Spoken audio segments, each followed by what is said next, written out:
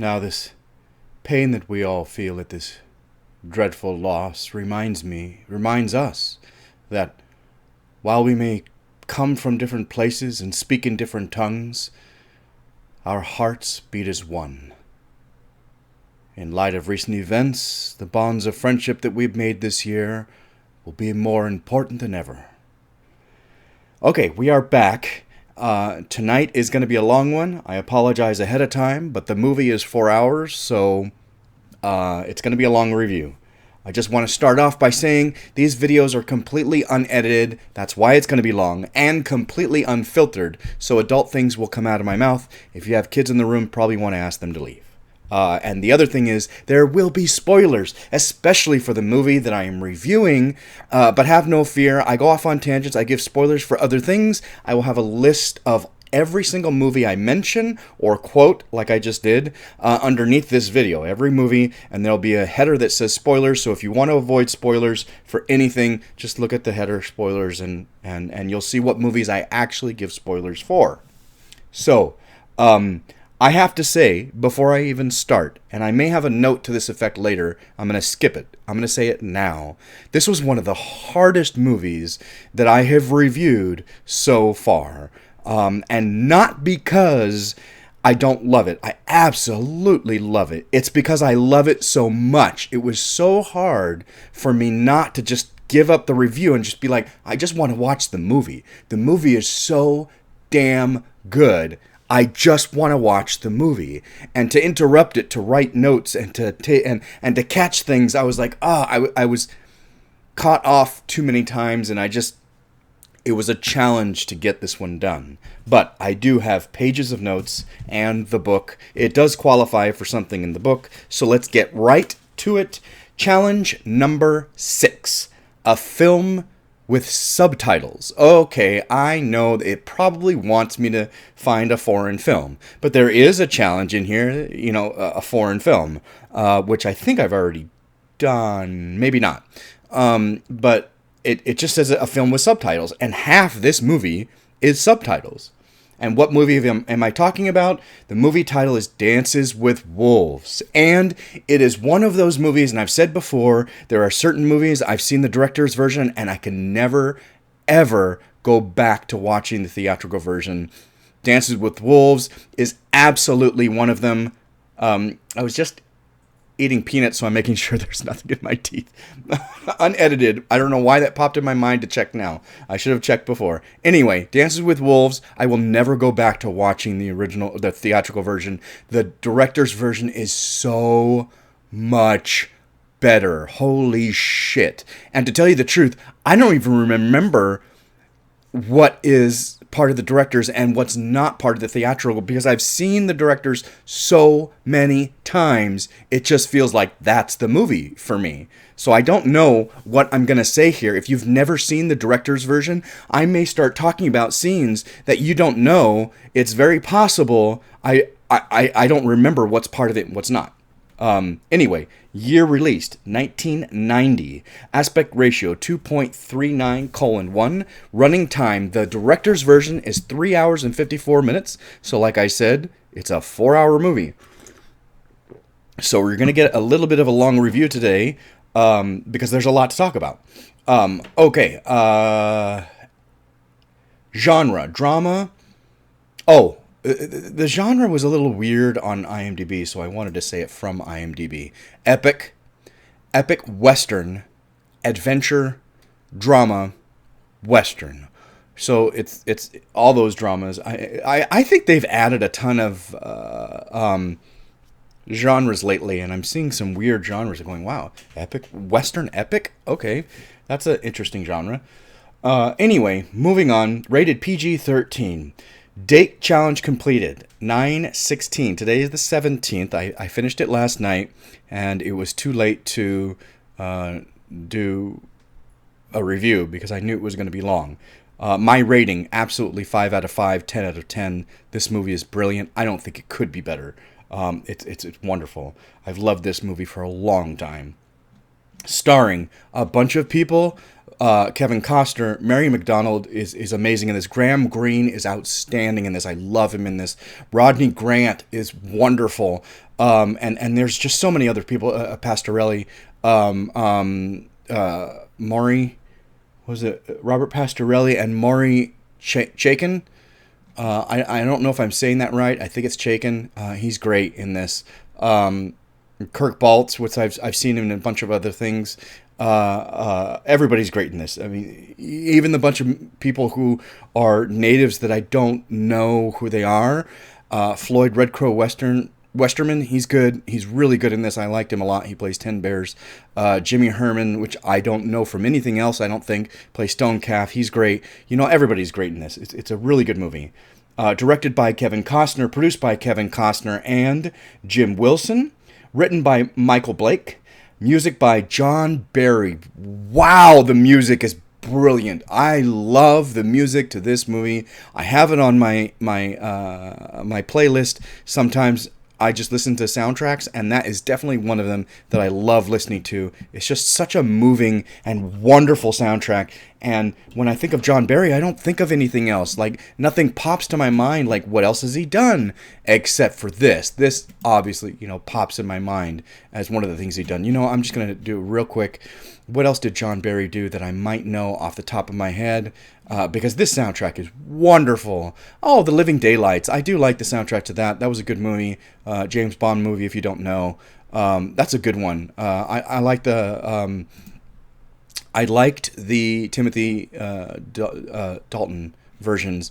He was a really good... He's the one, actually, the first James Bond I ever saw was Timothy Dalton. And so I kind of had... Even though he only did 2, I kind of have that special place in my heart for him. Even though I don't think he was quite the best. He was the Boy Scout of the bunch. And he did it very, very well. I love the Living Daylights. Oh, The Golden Child. I don't really remember the soundtrack to that, but I do remember the movie being fun, so he did that as well. He's done a handful of movies that I'm not going to mention everything, but he's done a handful of movies that I've seen and have. A bunch of James Bond movies, apparently. So, yeah, he's done some music. Or a handful of James Bond movies, not a bunch. Anyway, moving on. Awards received. This movie, Dances with Wolves, received 7 Academy Awards, and I'm like, so worth it. I could sit here and look through the list of academies. I have the list. I'm not going to do that tonight because I love this movie so much. I don't really want to compare to what it was up against. I loved it. I feel like it's deserving of these awards. Can I say that with 100% confidence? No, because I probably haven't seen everything on the list for that year. Anyway, 7 awards, including music. John Barry, like I already said, it's wonderful music. Editing, sound, cinematography, which, damn, the cinematography is beautiful. Like, a lot of the shots they did were great, and just the creation of the world is brilliant. The colors they use, the shots they use, it's wonderful, wonderful. Best Adapted Screenplay, which I didn't realize this was adapted from something else, but it is. It's adapted from a book. Best Director, Kevin Costner, and Best Picture. It's just one of those wonderful, epic films that I'll never get out of my mind. Braveheart, Gladiator, Dances with Wolves. It's just wonderful films in my mind. Why'd you choose a particular film? Again, I just love this movie. I am also 33% Native American, and so I feel a special kinship to telling the story, telling the truth, because so many people don't want to know, don't want to look at this time, don't want to know how Americans, Native Americans were treated. Do you call them Native Americans? Do you call them Indians? What do you call them? I'm Native American. I feel comfortable with Native American. That doesn't mean that if you call them Indians, that's wrong. We all know why they're not Indians and why they were called Indians. Anyway, it's not a big deal. I felt a special kinship to the story and needing to tell the truth. There's so many truths that haven't been told about this time, and I love that he decided to do this in the 90s and made an epic, multiple award-winning epic in the 90s about this story. It's brilliant. Have you seen this movie before? Of course I've seen it. I just said it. I own it. Would you recommend this film? Yes. I would recommend this with all my heart. Anybody who wants a great epic. I have said this before in another review. I don't remember how the topic came around to it, but I love Jim Cameron, but the Avatar movies, I don't. I haven't enjoyed either one of them. Why? Because I feel like the story has already been told. The story is Dances with Wolves. The story is, Pocahontas. That is this type of story, and I just didn't understand why we needed that again with blue people on a planet, computer animated. It just didn't capture me at all, especially with how much I love this movie, Dances with Wolves. It just didn't get me. I felt this did it perfectly. We didn't really need another. Anyway, I know a lot of people love the Avatar movies. I'm not saying they're not great. He did a great job with them. They're just not for me. Which character? Okay, I have a note later on, so I'll just say now, I scratched this out and said, which character would you like to play? And absolutely, okay, so part of me would love to play Kicking Bird just because he's the second lead. He's got so much emotion. He's got so much character. He's got so much importance to the story. But I also put here wind in his hair because before I sat and watched the movie again, of course I've seen it 100 times, but before I sat and watched the movie again, I went through these questions and wrote down, and the first thing that came to mind was Kicking Bird. Oh, Kicking Bird. But then I started thinking, wind in his hair is really good too. I like his character and his follow through. I'm probably more like wind in his hair, so I put wind in his hair down. And it wasn't until like maybe halfway through the movie that I realized. Anyway, I have a note later on. I'll talk about that. Best line or memorable quote. Who doesn't remember? Put that in your book. After Timmons farts, put that in your book. Who doesn't remember that? And, for me, if I'm being honest about me, not just other people would remember a line or the line. For me, the last, you have to read it. Subtitles, again, you have to read it. When wind in his hair is, do you see that my Dances with Wolves, do you see that my name is wind in his hair and that I'm your friend? I wrote it down. I'll say it later. I'll say the whole quote, but that it gets me every time. I love it. I'll say it more accurately because I didn't write it down 100% correct because I didn't remember how it went. But because I'm very audio. I remember things really, really well audio, but when I have to read it, it takes me a while to remember it. So I didn't quite remember it off the top of my head, although I knew what he said. But when I read it, I was like, okay, I got it, and wrote it down. So I don't have it right in the book. Anyway, moving on. Don't want this to be a 9-hour review. It may be a 4-hour, but were you surprised by the ending? What would you do differently? I wouldn't do a thing differently in this entire film, probably. I don't think there's a thing that I would do different. I don't think I was surprised by any of it. Well, there are certain aspects of the movie that I was surprised by, and I wrote that down, but I don't ever remember being surprised by how this movie ended. I was shocked to read the statistics at the very, very, very, very end, the statistics at the end. I was shocked to read that, of course, because I didn't know, because they don't teach the truth in school. I don't understand why they don't teach the truth in school. Isn't that what it's for? No. It's unfortunate. Anyway. How important is it to you to watch a film in its native language? Well, speaking for the fact that the Sioux, those who live today, it's such a small population. How much of the language still exists? We definitely don't know the language. I can bet you anything you don't know. I shouldn't say that because I don't know who's watching this reviews, but there are not many people who know the Sioux language. And to hear it in their language is important. But not just talking about this film. Let's talk about other films. or TV shows. I am one of those people that don't want to hear dubbed. Actors who do dubbing work, I'm not saying they're not actors. They're great actors. They do a great job. I almost went up for a couple of times doing that. So I appreciate the fact that people want to do dubbing work. That's fine. But for me, I want to hear the original actor. When I watch Crouching Tiger, Hidden Dragon, I want to hear them because they have a way of saying it, an inflection, an emotion. They're wonderful actors, and I want to hear them say it. Even though sometimes the subtitles are slightly distracting because I'm not watching the film. I get it.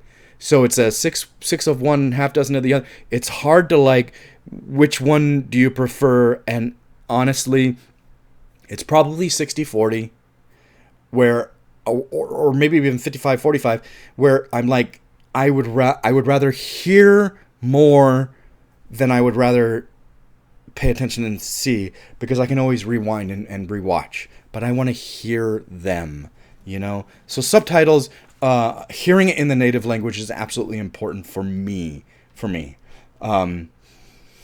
And the fact that the natives in this film deserve a voice. I know they paint the Pawnee as such a negative force in this film, period. I don't think you see a positive Pawnee in this film. I just think that the natives, period, deserve a voice. And for us to hear them and their language, I think is important. Do you think the subtitles lessen the overall movie watching experience? No, like I just said, it's and everybody's different. Some people want to hear the dubbed, and I have nothing against that. I don't. I just want to hear the original actor and how they wanted this to be said. Okay, moving on. Anything else you'd like to say? I've got plenty of notes. Plenty of notes. Let's move. Roberto Benigni. Oh, this is the little thing at the bottom. Roberto Benigni, Guido, and Nicoletta Braschi. I'm sorry if I mispronounced that. Dora of Life is Beautiful, 1997, are husband and wife on screen and off. Oh. Okay. Okay. Sometimes these facts are like, I don't know what that has to do with anything. Okay, moving on. I haven't seen that film. I hear it's great, and it won Academy Awards, and I'm happy for the people who won, and good. Okay, moving on. I got plenty of notes, so let's just get to them and see if we can get through these quick. Again, a note right in the beginning is I love the music. The music is perfect for this film. It's just wonderful. The opening scene, the surgery is just it shocks you into the time period. It does its job. It shocks you into the time period of battlefield triage. Like it's hurt. Cut it off. We don't care. We don't know. At least it's not rotten. Just cut it off. And you're like, what? How do you know what's wrong with it and you can't fix it and you can't keep it? I mean, obviously he keeps his foot, so you know that it wasn't severe, but they were just like, just take it off because otherwise it'll get gangrene. Like, oh my God! Like, okay, we're in that time period. We're in a completely different time period, except the fact of the age, the technology of the age. The title, the beginning, the font. The font is very well picked. I don't know what font that is, but it is perfect for this movie. I love. I've talked about opening title sequences and fonts and how it's done before. This is a really good. This is a really good example of a created font that looks great. Kindergarten Cop is another one where the font was like drawn with a crayon almost, and that was perfect. So I think they created a font for this film, and the font is brilliant. Oh, I ain't kidding. These boys are shooters. So that guy, I don't know his name. I'm not going to take the time to look it up because I don't remember his character's name.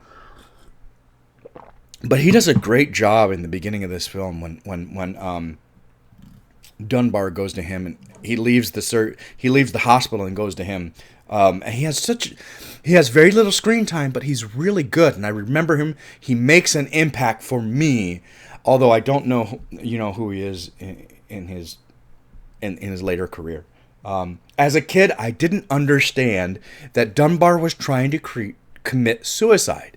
I didn't realize that he felt hopeless. He looked around at all the people who were, I think I just saw him accidentally, Tom Everett. Is that Sergeant Pepper? Is that him? Tom Everett, the one that in that small little scene? I said I wasn't going to do this, and here I am, accidentally saw it. And I went, yes, it is him. So I got to say his name, Tom Everett. Did a really good job.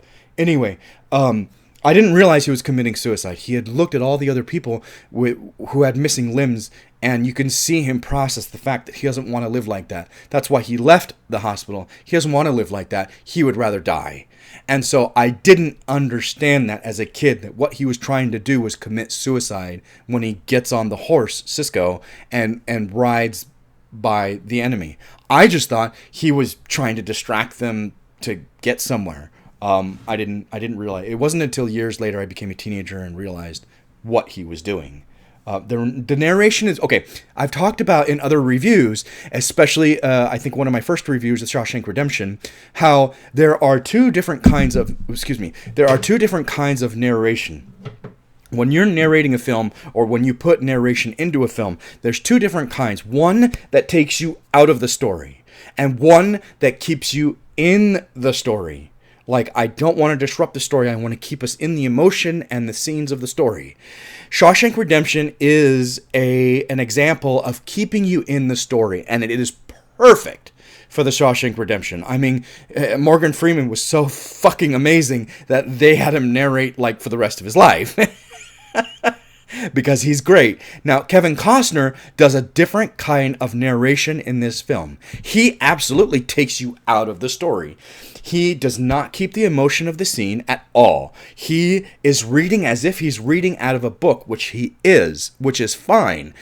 So his type of narration, and the reason why it works in this film, perfectly for this film, is because we want to remind you that what we are watching has already happened.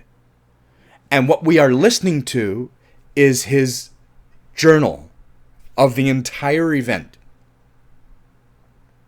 So everything that he is saying is literally out of his journal, and you can see him writing it multiple times. You can see him writing what he's saying. And it's perfect because we want to remind you that everything that's happening has already happened. There's already a path. Nothing is secret. Nothing is going to be a surprise. It's already in the book. Well, more or less. He doesn't write the very end of the movie, but you know what I mean? So it works perfectly for this book because we're watching, and we know we're watching a historical epic. When we watch Gladiator, we know we're watching a historical epic, even though it's not anyway, moving on. We know we're watching a historical epic when we watch something like this because it's not modern. And his narration reminds us of that. And it works really well. Really well. Cisco. I put this little note. Cisco is my brother's name. His name is Francisco. We shortened it and always called him Cisco. So when there's a horse in the movie called Cisco, it was kind of funny. It always reminds me of that. Here we go. Maury Chaykin, and I hope I'm saying that right, Chaykin. He is brilliant in this film, and I know for a fact, I don't know which parts, but I know for a fact that the director's version is longer than the theatrical version. This part where Dunbar goes to, like, here are my orders, I'm going to I'm going to the plains of the West, and this guy behind he's not a lieutenant, is he? He's a major. He does not have a lot of screen time, but is absolutely memorable, like burned in your brain memorable. He is so fantastic. Now we know that the character is going a little woohoo, and it's a little more apparent when you watch the director's version that he does go a little crazy, and then he ends up committing suicide. But Maury does such a fucking fantastic job with this character. I believe him 1,000%. He's just so wonderful, and it burns. Every little thing he does, especially when he does the salute, when he's, I just pissed in my pants and nobody can do anything about it. Every little thing he does is fantastic. You see the stress in his performance. And then when I'll have my crown now. I'll have my crown. And he's just like, you can tell he's fun. And when he's closing the door slowly on that guy, you could see how much more powerful that Maury's character is. Just physically, where he easily fends off that guy and shuts the door. And then, the king is dead and shoots himself. And you're just like, this performance was outstanding. Maury was amazing. And it wouldn't be right to do a review and not mention how fantastic this scene was, even though it's only a fraction of the screen time. We're talking about a 4-hour movie, and he's in it for a minute and a half. Okay, I'm lying. It's probably about 3 minutes, maybe 5 at most. But insanely memorable. Insanely memorable. I mean, you could say the same thing of Pastorelli. Not quite. I mean, Pastorelli is obviously a very memorable character, and he has a funny scene, and he breaks up the seriousness with his, he put that in your book, that kind of thing. You get that. What is that? What the hell is that? The little things that he does, but he has a longer carry through. His character he may not have all this, he may not have a lot of screen time, but his character is throughout a large portion of the film. Whereas Maury's character, the Major, literally, his screen time is about 5 minutes. His character's length is about 5 minutes because he dies. We are introduced to him, and he commits suicide. So we're talking about a character that we get to see, get to experience, and is only relevant for 5 minutes of screen time out of a 4-hour movie. And it's insanely impactful. So he's just wonderful. Wonderful.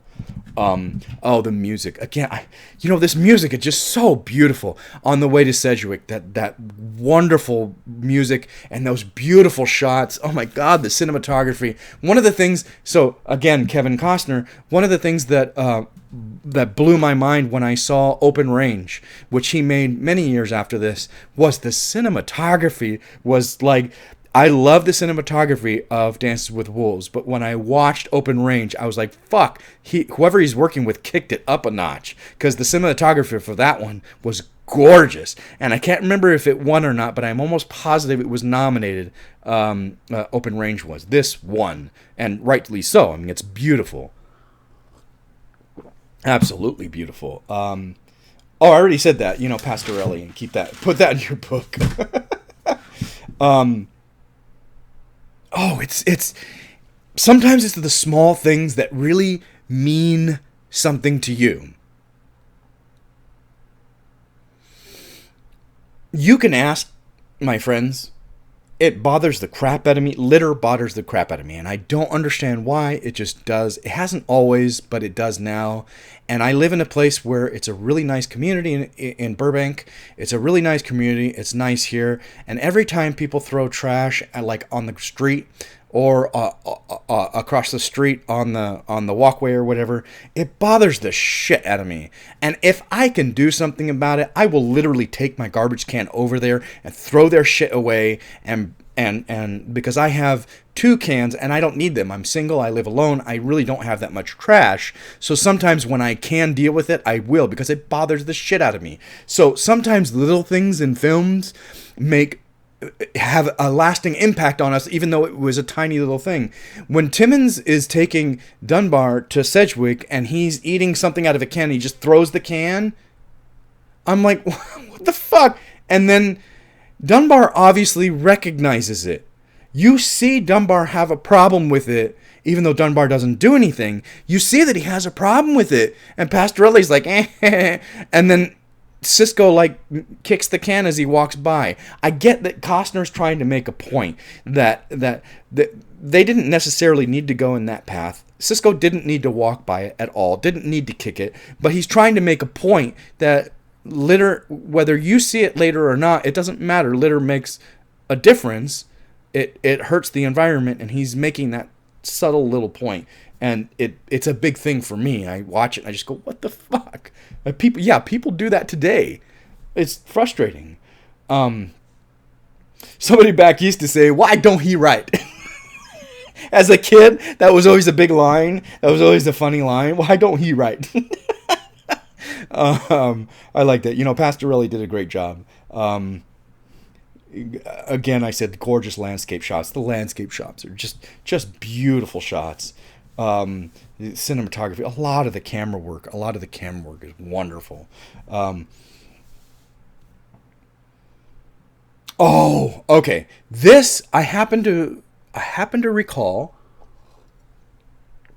that this is part of the director's version, and so fucking important.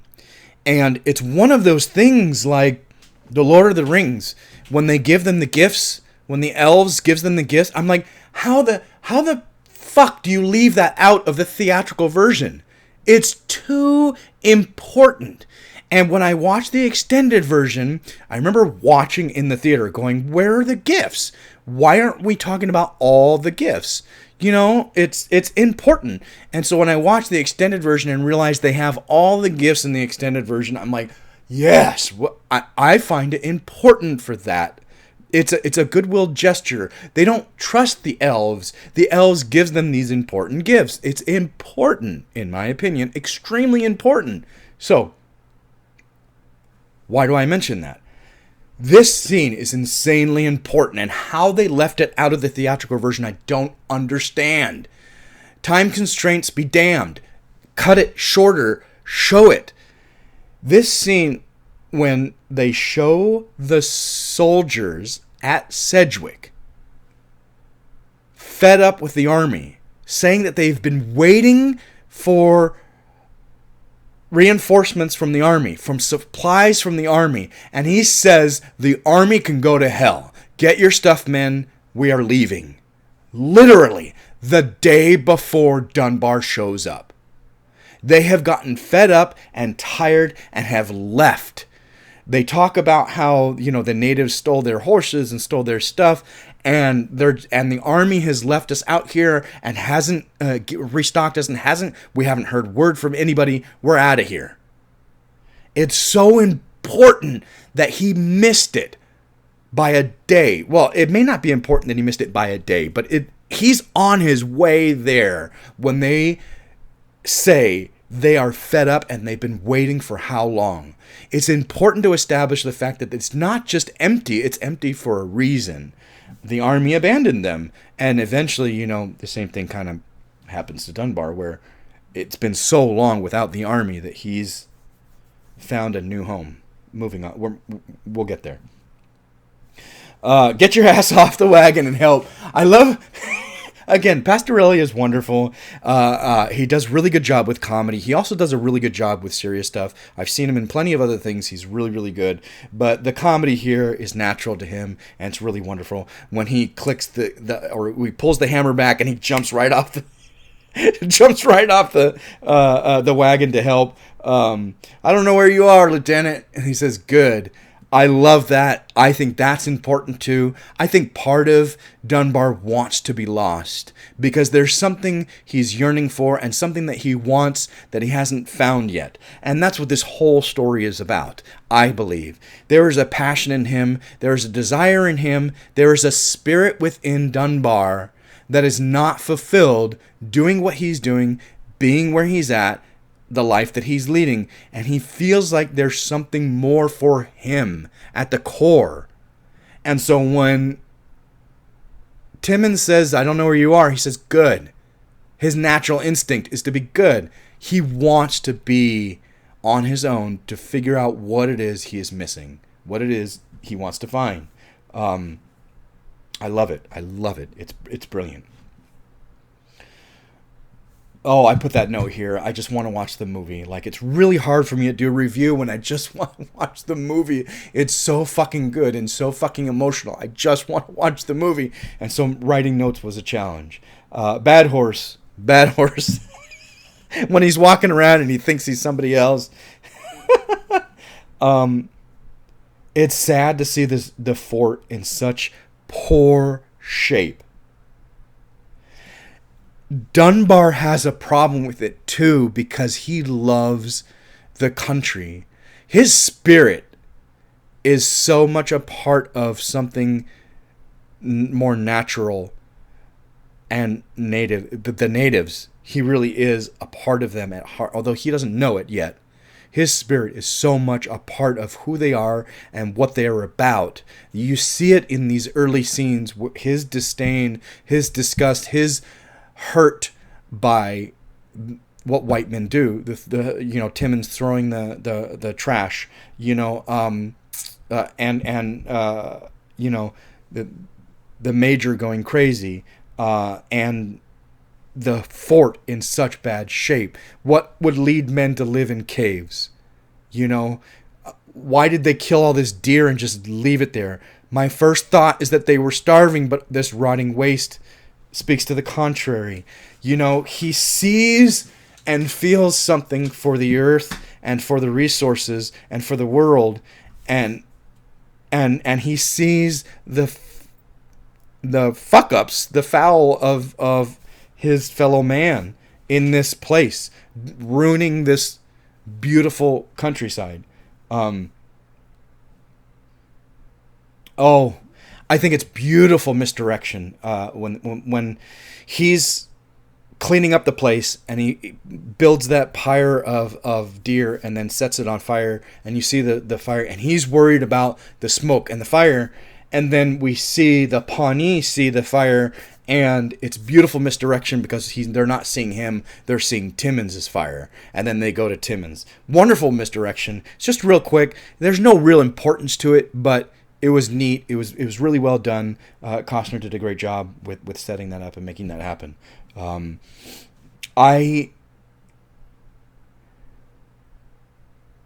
It's hard to know in certain situations, and I think I've written this note multiple times in my notes because it comes up multiple times in the storyline. It's hard to know how to feel at certain points. Timmons wasn't hurting anybody directly, but he was rude, he was disregard for the country, and he hated the Native Americans. And he didn't even know them, but he hated them. And so his prejudice and his racism is clear. Is absolutely clear. Does that mean that he deserved to die? No. These natives are fighting for their land, and they know it. They know it. But does that give them the right to kill? It's a hard situation to be in. In this situation, I always feel bad for Timmons, even though I know Timmons is, he's kind of despicable. I do feel bad for him, and I don't necessarily sympathize with... I don't necessarily hurrah the natives, the Pawnee, at this point. In this scene. There are other scenes where I feel very differently, but this scene, it's kind of mixed, and it's hard to watch. And to see Timmons's final thought in this life to be about his mules. He cared about those animals. So a part of him, like I said, he's one of those in-betweeners where you get that part of him is he's not hurting anybody. He's very sweet. He's a little foul, obviously. He doesn't care for the land. He just trashes it. He is very racist against the Indians, but only because that's what he's been told and taught, and that's all he knows. So, but to see that his last concern is not for himself, his last concern is for the mules, gives you definitely a sense of sympathy for him, and it's kind of heartbreaking. Again, another note about the music. The music is brilliant. I have to stop saying it, but the music is it's. If you haven't just listened to the music, you go on Spotify and find the soundtrack. It's beautiful. John Barry outdid himself. It is beautiful. It is beautiful.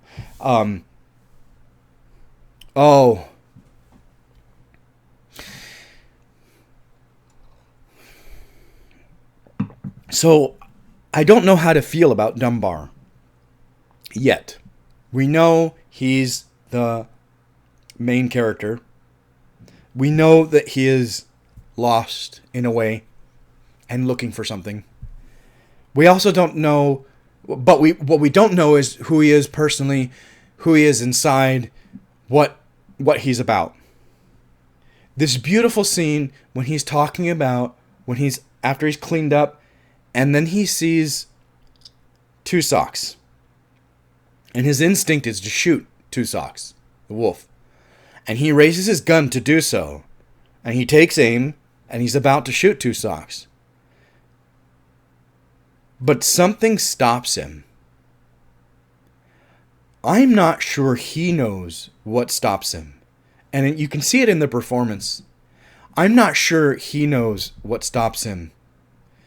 Aside from the fact that he reacts like any other quote-unquote white man, any other soldier would have. You can tell by the deer in the lake or the river or whatever you want to call it. He reacts in the same way they do. Instinctively. Raise your gun, shoot it. But he pauses and takes that moment and realizes, I would be just like them, I think. Or he sees something, or both. He sees something in the wolf and doesn't know what it is. A kinship, a something, a non-threatening, he's not here to hurt me. He listens to Mother Nature and gets that he's not being threatened. Why would he shoot it? And it stops him from doing it. And it doesn't stop other people later on in the movie. It didn't stop the soldiers killing the deer. It stops Dunbar. In that moment is when I fall for Dunbar. I love Dunbar now. There's something different about him than anybody else. I see it now. I don't know where this is going, but that's the first time I love this character, and I want to know what his path is. That's that first moment when he doesn't shoot, when he almost but decides not to shoot Two Socks, is the first time I go, okay, I love this character and I need to know where his path is going, and hopefully it's good and it's positive.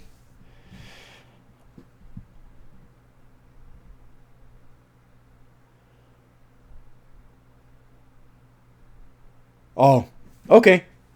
Along that same note, I have this note that says his journey as a native starts so early, and this is part of it.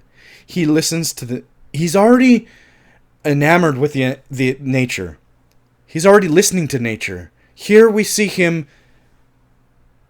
understand and not necessarily commune with nature, but get that I'm not being threatened. I have no desire to do that. And then right after that, he decides to take Cisco out without the saddle. There are just little things that you start seeing and start feeling that he is becoming more one with nature. His path to his Native American spirit it starts so early. It's so clear that he is not your typical soldier, not your typical European white man. He is something different. And those beginning pieces are really, really nice to see. Two Socks is such a beautiful animal. I think it was two animals. If I remember correctly in the credits, it's two different animals. But it doesn't matter, either one. They are both just beautiful animals. And the multiple times where they get really nice, really good close-ups. Just a beautiful animal. Just a beautiful wolf. Graham Greene. Graham Greene is amazing in this film. I've seen him in other things, and I went, okay, he's good in other things. He's a good actor. I like him. In this, he is amazing. He is outstanding. He did not win the Best Supporting. Like I said, I'm not going to go look up my list and find out who and go off on that tangent. I just think I'm almost positive and glad that he was nominated for it. He just didn't win. But he is brilliant in this movie. I love this first encounter when he sees him naked and he freaks out and he runs. His outfit is gorgeous. Most of the outfits in this movie are gorgeous. Whoever did the costuming, I should probably look it up. Damn, the costuming is beautiful. Like, just gorgeous. And I wonder if a lot of it is actual, native garb and not just a costumer like doing it. Costume design, Elsa Zamparelli. Wow, Elsa, fantastic fucking job. If you were the one that created these native outfits, fantastic job. Fantastic.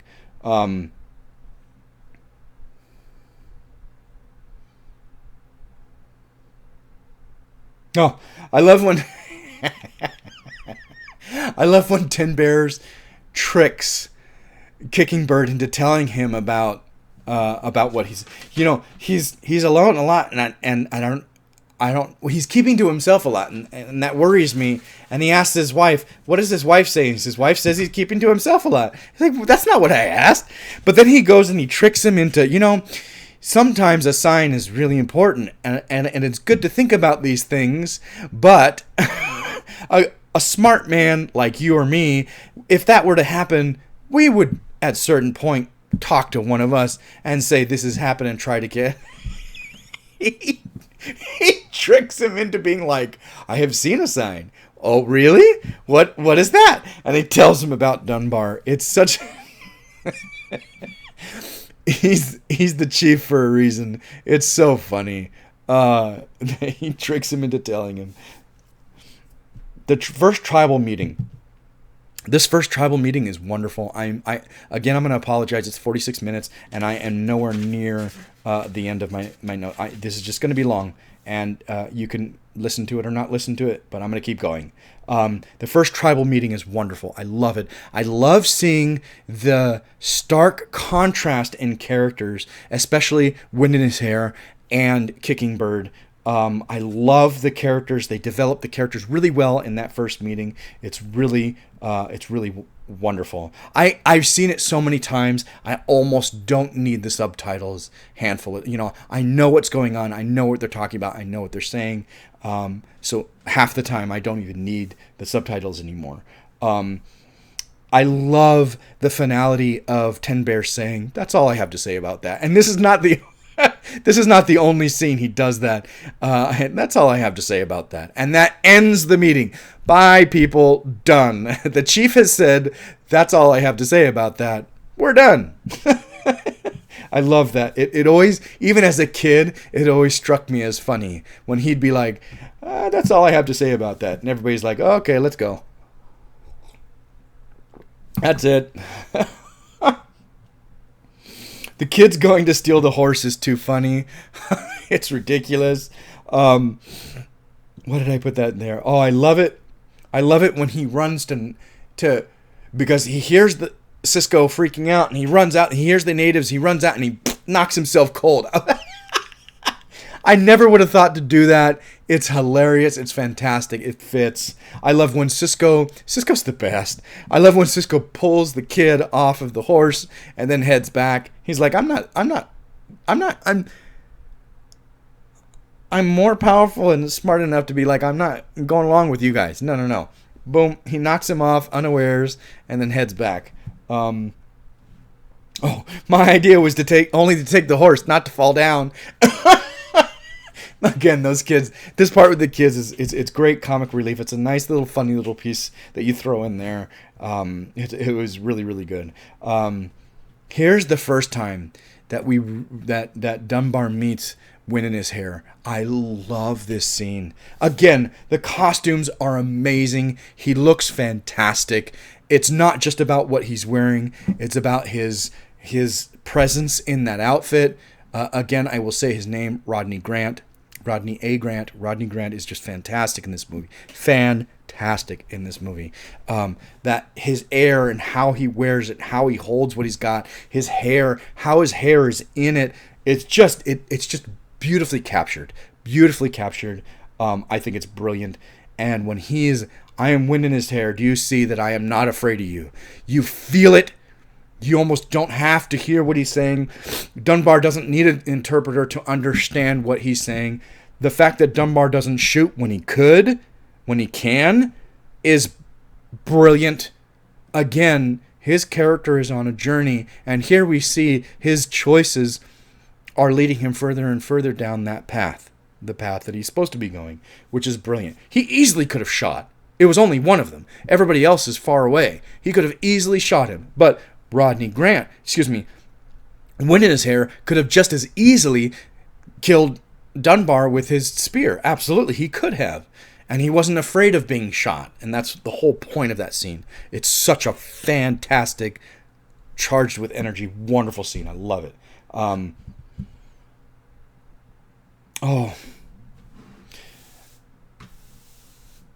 When Stance with the Fist loses her husband,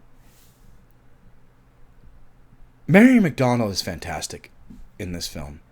There are several people that when I watched this film as a kid, I may not have watched it when it came out because I was 10, 9, but I know I saw it early when I was young. And since then, there are several people that I have always paid attention to and I want to see them again because they were so good in this. Not necessarily Kevin Costner because I'm sure I had seen him before, but obviously Kevin Costner. Graham Greene, Robert Pastorelli, and Mary McDonnell. Mary McDonnell is so great in this movie. She is wonderful. So when I see her show up in something else, I'm like, oh, it's Mary McDonnell, yeah. The loss of her husband. That scene is so raw. She does such a great job. It's so powerful and so raw. Sometimes you can overdo it, and it feels overdone. I hate, Sean Penn, I love you, but that scene in Mystic River, I felt like it was overdone, way overdone. And the more times I see it, the more I feel that way. It just doesn't, on multiple viewings, it does not feel authentic at all.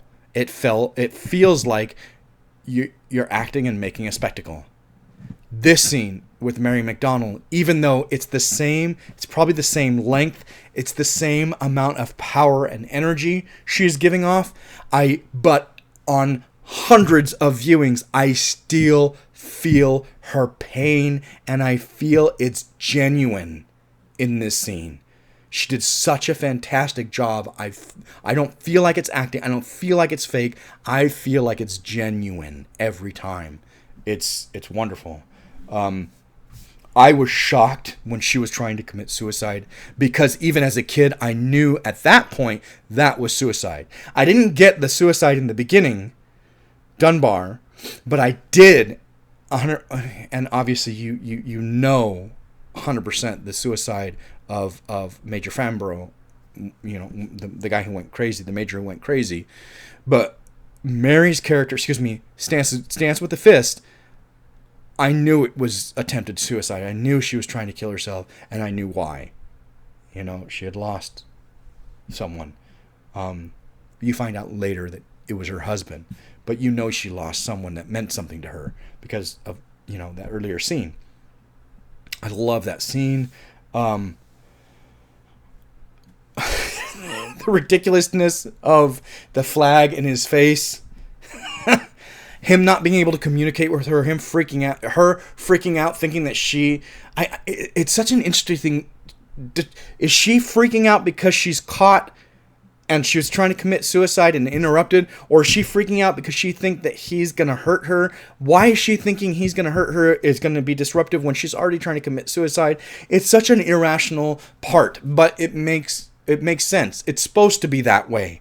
And the reactions of the two people and the action of the two people and what they do, it's such a beautiful scene. It's really, really well done. And then he wraps her, her arm in the flag and takes her back. It's a real raw and charged, really, really great scene.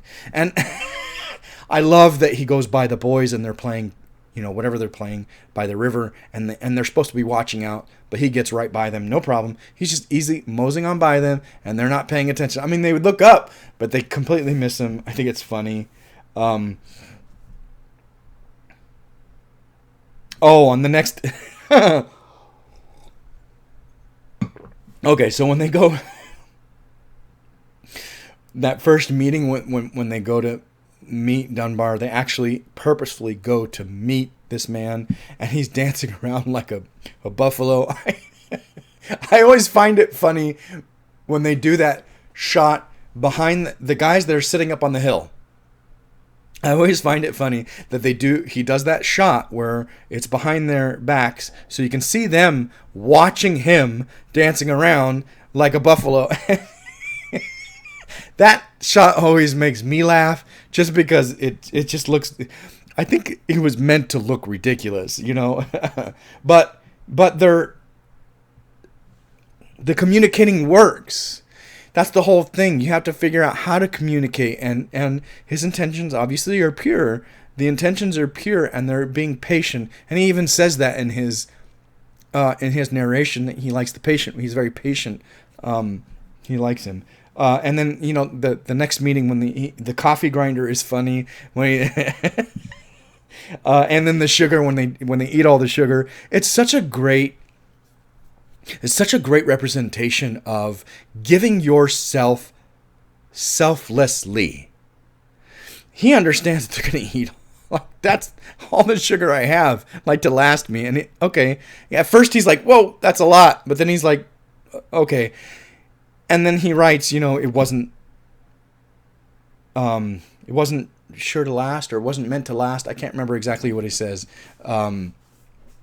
Anyway, to give of himself so selflessly, because he yearns for this connection, and he knows that these are not the people that I don't know if I have a note to this later on or not, but that narration where he says, these are not the people that I've been told they were. He's building a communication. He's building a rapport with these people, and they're not what his fellow soldiers and people who have told him. And he's starting to see that for himself, and that's important. I love this part when it's wonderfully acted. Again, the acting is great. Graham Greene and Mary McDonnell, when Kicking Bird is trying to get Stands with the Fist to talk in the white language, talk English, American, whatever you want to say. I love that scene where he's like, you have to you have to try. And she's not trying. She can't get past, she really is not trying. She can't get past the trauma to try. The fear and the trauma are stopping her from even being able to try.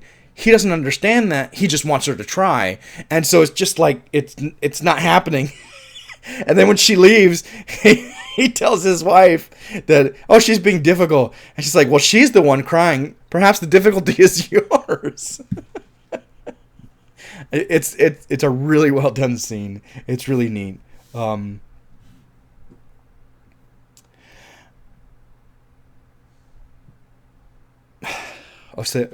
I wrote this note. Real violence in any form is hard to take. I grew up in a very violent house. I saw violence often. And it's hard to take when it's real. I get that this is a movie. I also get that this is based on real,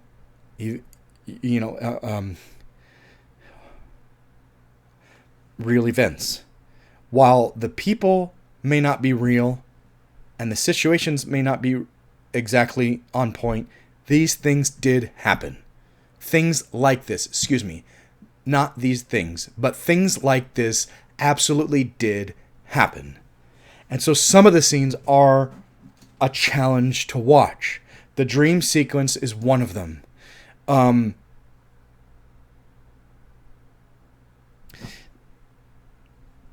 don't want to get too political here. I'm trying not to. I'm trying to stay in the movie. But this thought that the white Europeans had, that they had a right to this land, is so frustrating and such bullshit. And the natives pushing back against that is not outside the realm of acceptance, but there are levels to protecting your land. There are levels to doing what you feel is right for your people and your land. Yes, I get that. This situation is a little much. You're talking about children. You're talking about a family at home. It's hard to watch these kind of scenes. Obviously, they made it the Pawnee because we want to make the Pawnee the bad people, of the bad natives of the film. I don't know how true that is. I just get cinematically why we're doing this. Story-wise, why we're doing this with the Pawnee. It is a very hard scene to take, because you know things like this happened, absolutely. But you also know that worse things that they don't show in this film happen to the natives. And that is why the natives are reacting in the way they are. So what we don't see also stops us from sympathizing with what is happening. But again, the scene is done really well. Now we understand what's going on with Stands with the Fist, who she is, where she comes from, and why she's apprehensive. And this dealing with and remembering the past gives her the edge she needs to break through her fear, her trauma, and try and remember the words that she needs to communicate with this person, with Dunbar. She doesn't know him, but when they bring him the buffalo skin, it's such a heartwarming, heartbreaking, beautiful scene, because up until now we see him giving of his stuff, of himself, of his time, of his space, of his supplies, his assistance to help Stands with the Fist, to save her. It's all him giving at this point. And when we see them come for nothing else but to give him this blanket, this buffalo blanket, and he even right away is like, do you want to come have food, sit down? And they're like, no, we just came all this fucking way. We just came to give you this. It's a huge point. It's a huge point. There's another word for it, and I'm not coming up with it.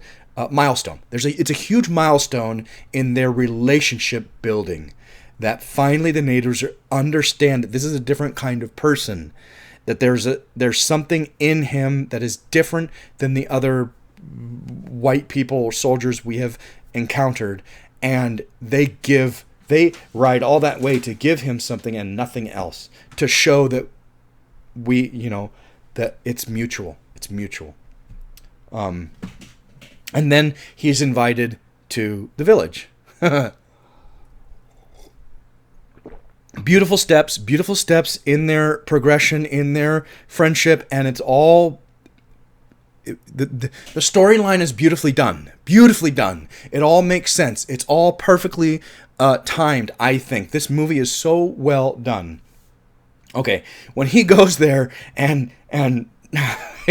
Kicking Bird is like, finally we have an interpreter. Finally we can get some information and answers. Let's get to what I want to get to, which I've been thinking about for weeks probably. He has probably been thinking about these since he first saw Dunbar, about these questions about why, when, where, what, all this stuff. And finally we have an interpreter. Finally we have him here, and he just wants his questions answered. And Dunbar's like, wait, I don't even know your name. It's such a beautiful representation. Kicking Bird is he's a spiritual man, and he's so worried about his people, and he knows whites are coming. He knows. And they keep coming, and that weighs heavy on him and his people. And now here's this white man that might be able to answer some of his questions, and that's all that he can think about. And Dunbar's soul, as I have said, Dunbar's soul is searching for something. I think now he feels like maybe he's kind of found it. Maybe this is what I'm looking for, and all he wants to know, who are you? He doesn't have these grand questions. He really is just, who are you? And it's not just about their names. Who are you? How do you live? How do you do this? How do you do that? Who are you? And it's such a beautiful scene. It's such a beautiful representation where he's just like, I just want to know. I just want to know you. I don't. All this other stuff is, I get it, but I want to know you. I want to spend time, and now we can talk. I love that. Now we can talk to a degree. Love and respect.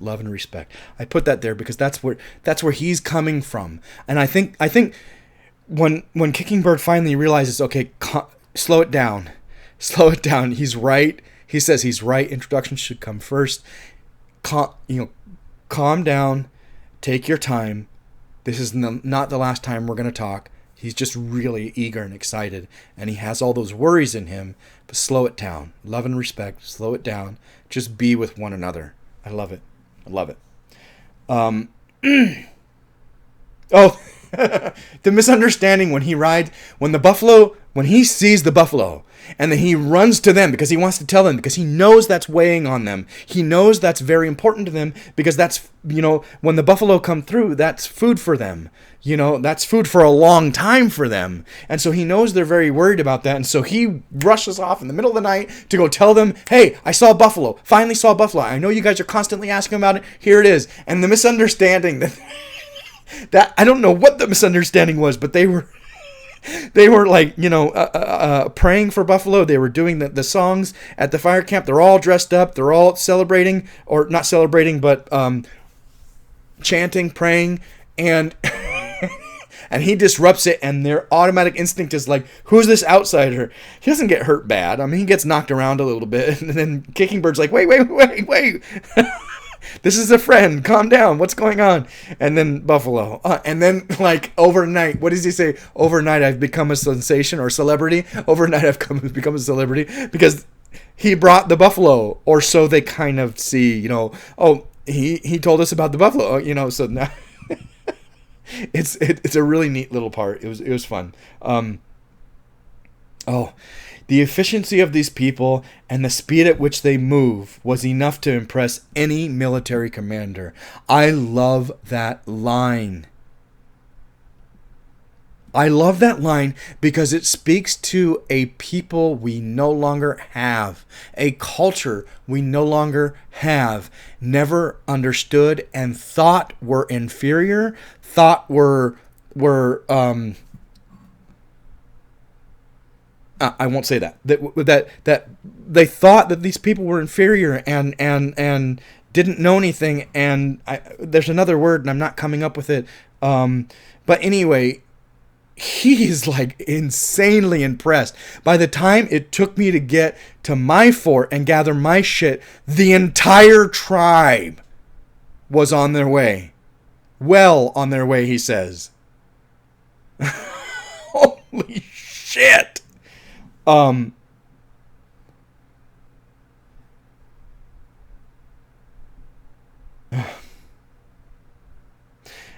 Speaking to that, I said it hurts to see that this culture is just eradicated. It's so hard to see this beautiful way of life, this beautiful community living. Everybody works for the tribe. Everybody works for the advancement of the tribe. It's not just a tribe, it's the entire family. You may not be related by blood, but this entire tribe is a family. And we're talking, 100 people or more. Probably more. I mean, it looks like more. A family moving together, helping each other, gathering for each other, doing for each other. It's just such a beautiful way to live, and it was eradicated, and it's really hard to see. There's that beautiful moment, and I don't know. I'm just not gonna.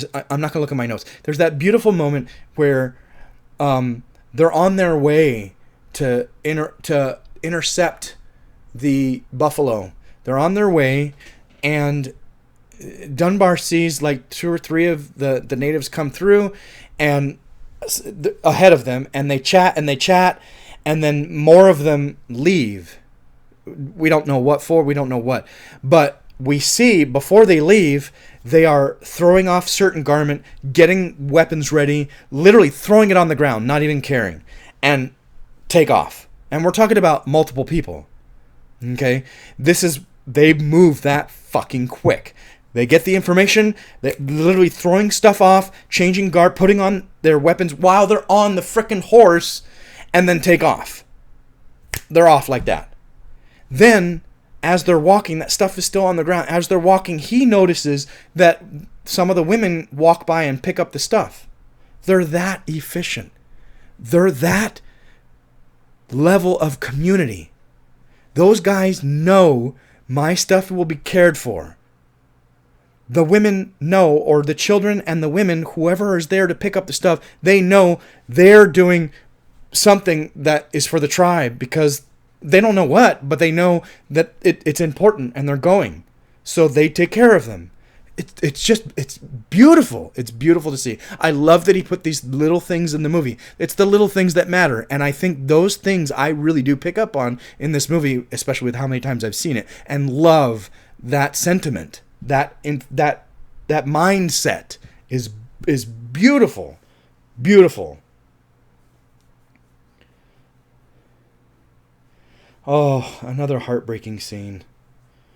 The waste of the buffalo. When they go to that, when they get Dunbar and they take him and they show him the probably 50, 100 buffalo in the valley, stripped of their hides, and he says, and their tongues, otherwise just left to rot. None of the meat taken, nothing.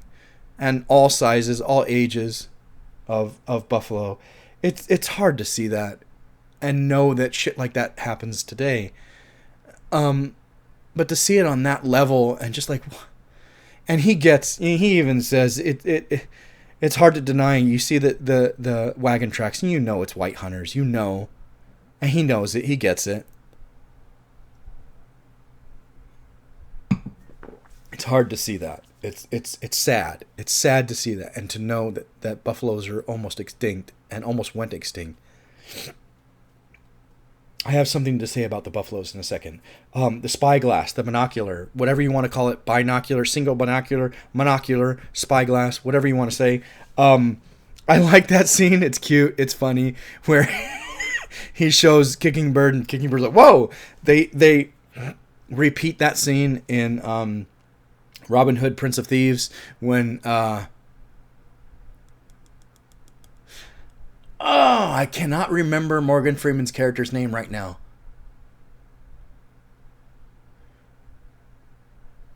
Sorry, can't remember his character right now. He shows Robin Hood the glass, and he freaks out, and he tries to hit him with the sword. They're both cute scenes. They're both well done. I liked them. It was just they're very similar. The very very same scene. I liked it. Here's another one of those notes where it's hard to know how to feel, when even he has a problem knowing how to feel when they're celebrating killing the men who they finally caught up to, the men who killed all those buffalo and let them rot. They finally caught up with them, killed them, skinned them. Scalped them, not skinned them, scalped them. And they're celebrating that. And part of me hoorays that. There's a part of me that hoorays that. Good for them. How the fuck can you do that? How the fuck can you be so wasteful and so disrespectful of a land that's not even yours? it's frustrating and it's heartbreaking. And so part of me hoorays them. And then part of me is like, yeah, did they really deserve to die? Did they really deserve to have their heads scalped? It's hard to, like he says, it's hard to know where to be. It's hard to know how to feel. He says, what did he say? I try to tell myself they were bad men. Moving on. This scene. So this is what I'm going to say about the buffalo. I think I heard in an interview, I don't think I read, I think I heard in an interview that he got a buffalo rancher to let him rent, however you want to say it, the buffalo for these few shots. He only had a certain amount of time to get as many shots as possible, to get out there and do it. Like, no rehearsals. We got to just do it. We don't have a lot of time. I think I heard that they went over that time. The rancher was frustrated, and then the rancher got more frustrated when he found out that they were putting prosthetics on them to make them look like they were getting shot. And I think that they were, if I remember correctly, the story goes that they were set to do another day of filming, and it was interrupted and cut off by the rancher, who took back the buffalo. So they had to work with what they had. Basically, I think he said, we had to work with what we had because we were planning on getting more. We went way over the time. And so now whatever's in the can has to work. And I watched the movie and go, it looks fucking gorgeous. It looks brilliant. It looks wonderful. Like, these guys, they were all out there. The actors were out there doing it. And there weren't real weapons. They were not hurting the buffalo. But you see it and you go, this was professionally done. This was beautifully done. To have that in the back of your mind, to realize that he didn't get as much as he wanted. He didn't get what he really wanted. And to have those beautiful scenes was still perfect enough for the film. Like, he got what he needed, which is a miracle on its own. I love that scene where that buffalo is going after Smiles a lot. And Dunbar saves him. I love that scene. It's so intense and so charged, and you're so, like, on the edge of your seat. You think that it's going to get him, and it doesn't. It's wonderfully done. Wonderfully done. And then when Winded His Hair takes out the liver and it's like, eat it, and he takes a little bite. He's like, "Rrr," and he wants him to eat the liver. Bite it. That always makes me laugh. And then he finally takes a good bite. Winded His Hair is like, and he bites it.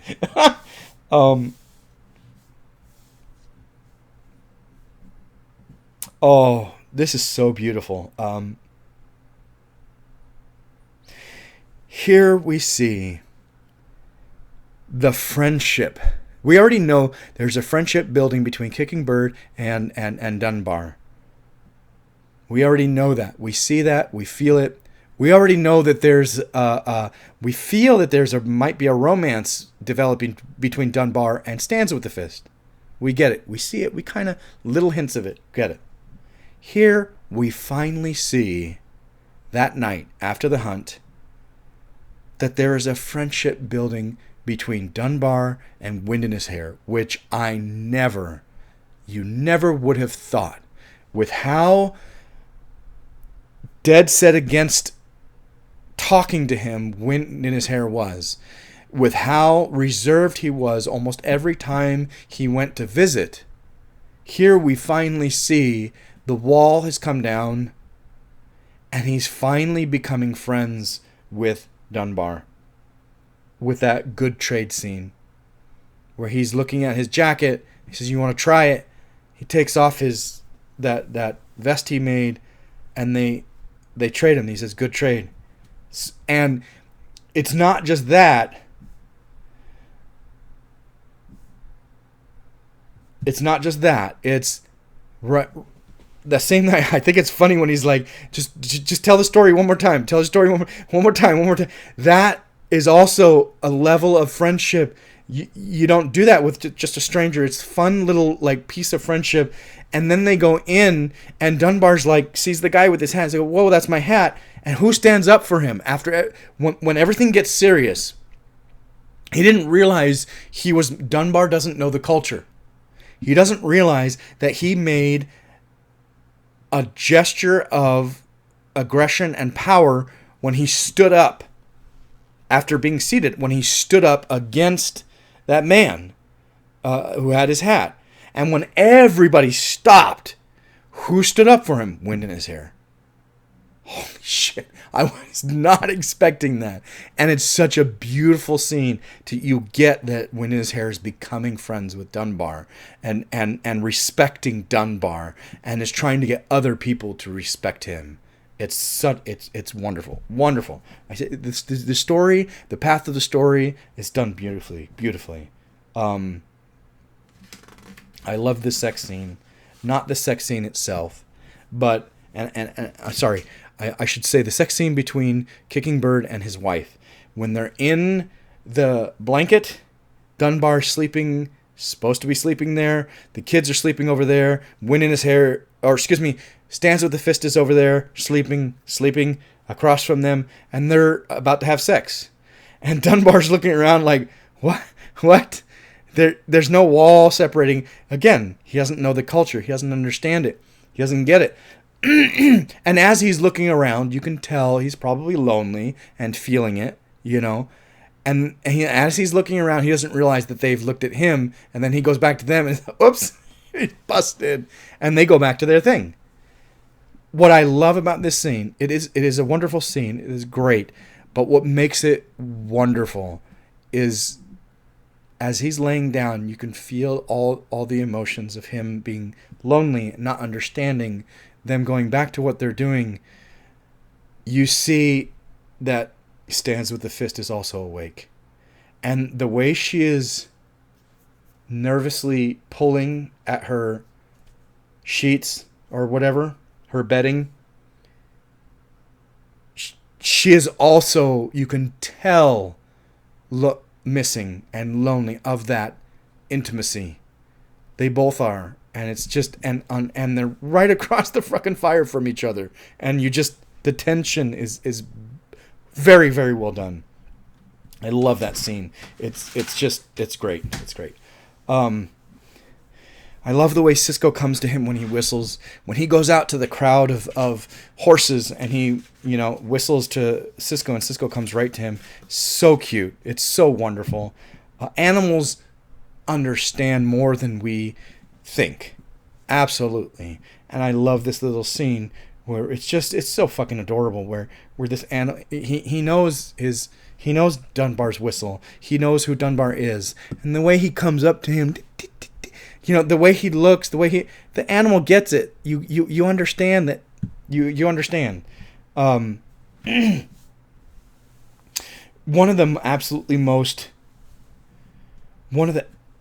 most brilliant, gorgeous shots in this entire movie, like just breathtakingly gorgeous, is, again, it's like I've said before in The Lord of the Rings, there was that one shot where the ring falls in the snow and you see everybody at a distance and the ring is in focus. I would love to have that just as a poster on my wall. It's so gorgeous. Such a beautiful shot. This as well. Such a gorgeous fucking shot. When they are heading home and they drop him off at the fort and you see them lined up in a line going on kind of up the hill and the sunset, and you're just like, oh my God, it's gorgeous. It's just gorgeous. Not the shot where it's him and you see the sky behind him. Not that shot. The shot right before where they are on a trail all up and he is looking at them and you see the beautiful sky at the sunset, in the sunset behind it. Just gorgeous. Gorgeous. It makes me want to be there. It makes me, wherever it is, it just makes me want to be there. It's so beautiful. Whatever God may be, I thank God for this day. He is so grateful to be with them, to experience what they have done and why they've done it, how they live, who they are. He has finally found a fulfillment, something that speaks to his soul, and you know it in that line. You know it in his expression. Whatever God may be, I thank God for this day. He whether he knows it or not, he's found what he's looking for.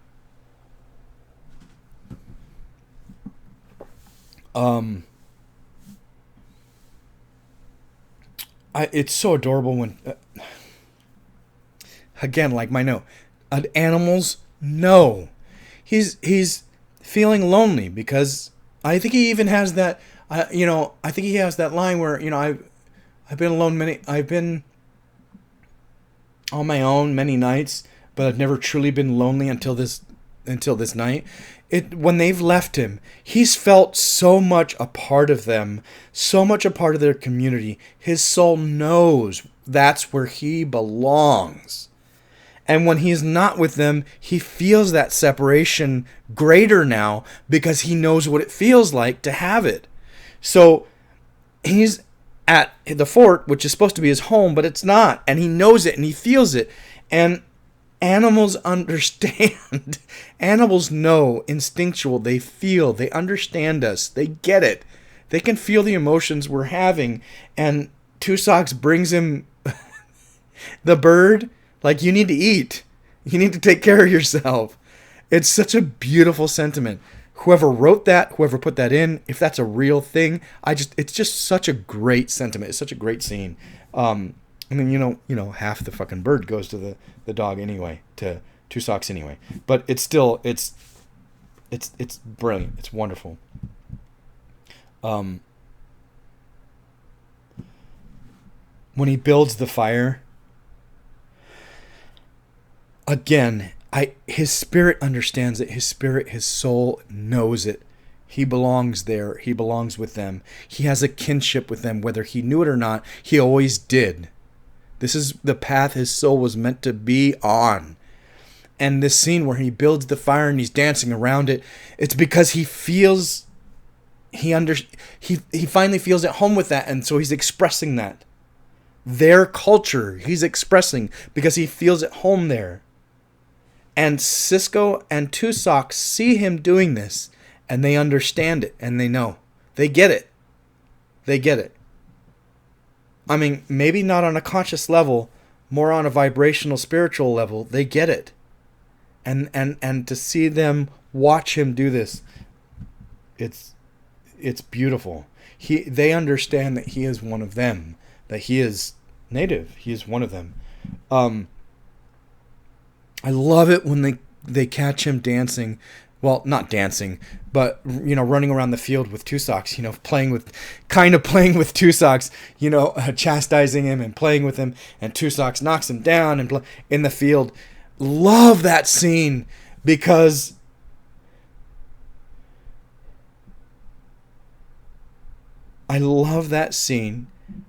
we see Dunbar just coming from this beautiful, you get a spiritual awakening that's who he belongs with, that's who he should be with. He is at one with nature and with these animals, and they understand that in their culture, but have never seen a white man express that or be that before. And when they do see it, I love that their first thought is,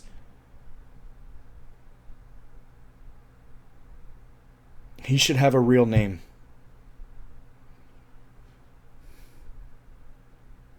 I forget the exact words, You're right. He is this man. He's more than just. He's a special kind of man, and they're like, well, he should have a real name. And to them, in their culture, he should have a real name. Not the Dunbar which he was given by at birth. It's very emotional. It's very wonderful. It's very beautiful. They acknowledge he is one of us. At that moment, they acknowledge he's very different. He is one of us. He's one of us. When Kickingbird asks that Dunbar watch his family while he and a group of them go against the Pawnee. I love watching not his reaction, not Kicking Bird, but Stands with the Fist's reaction at Kicking Bird asking.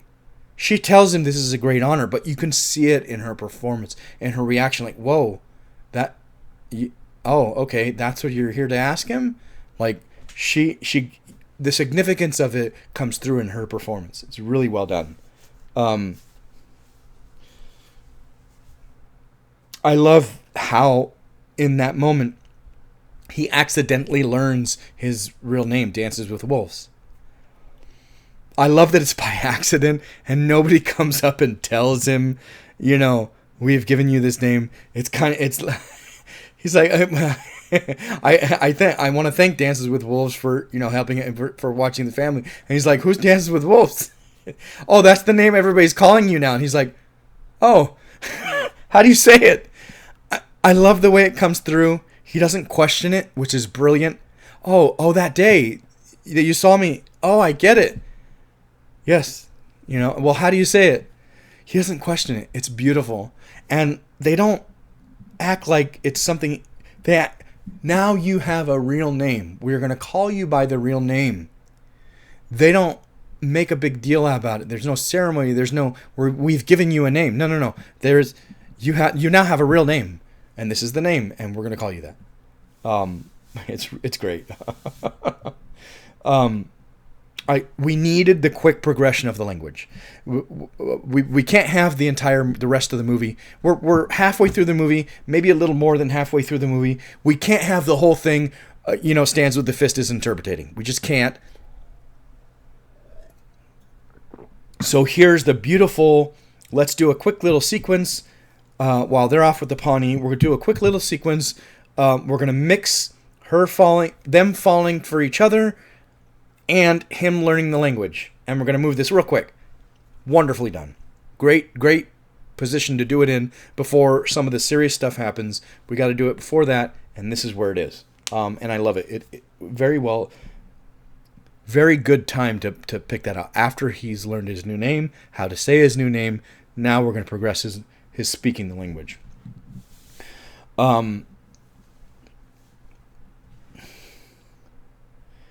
He doesn't know the custom.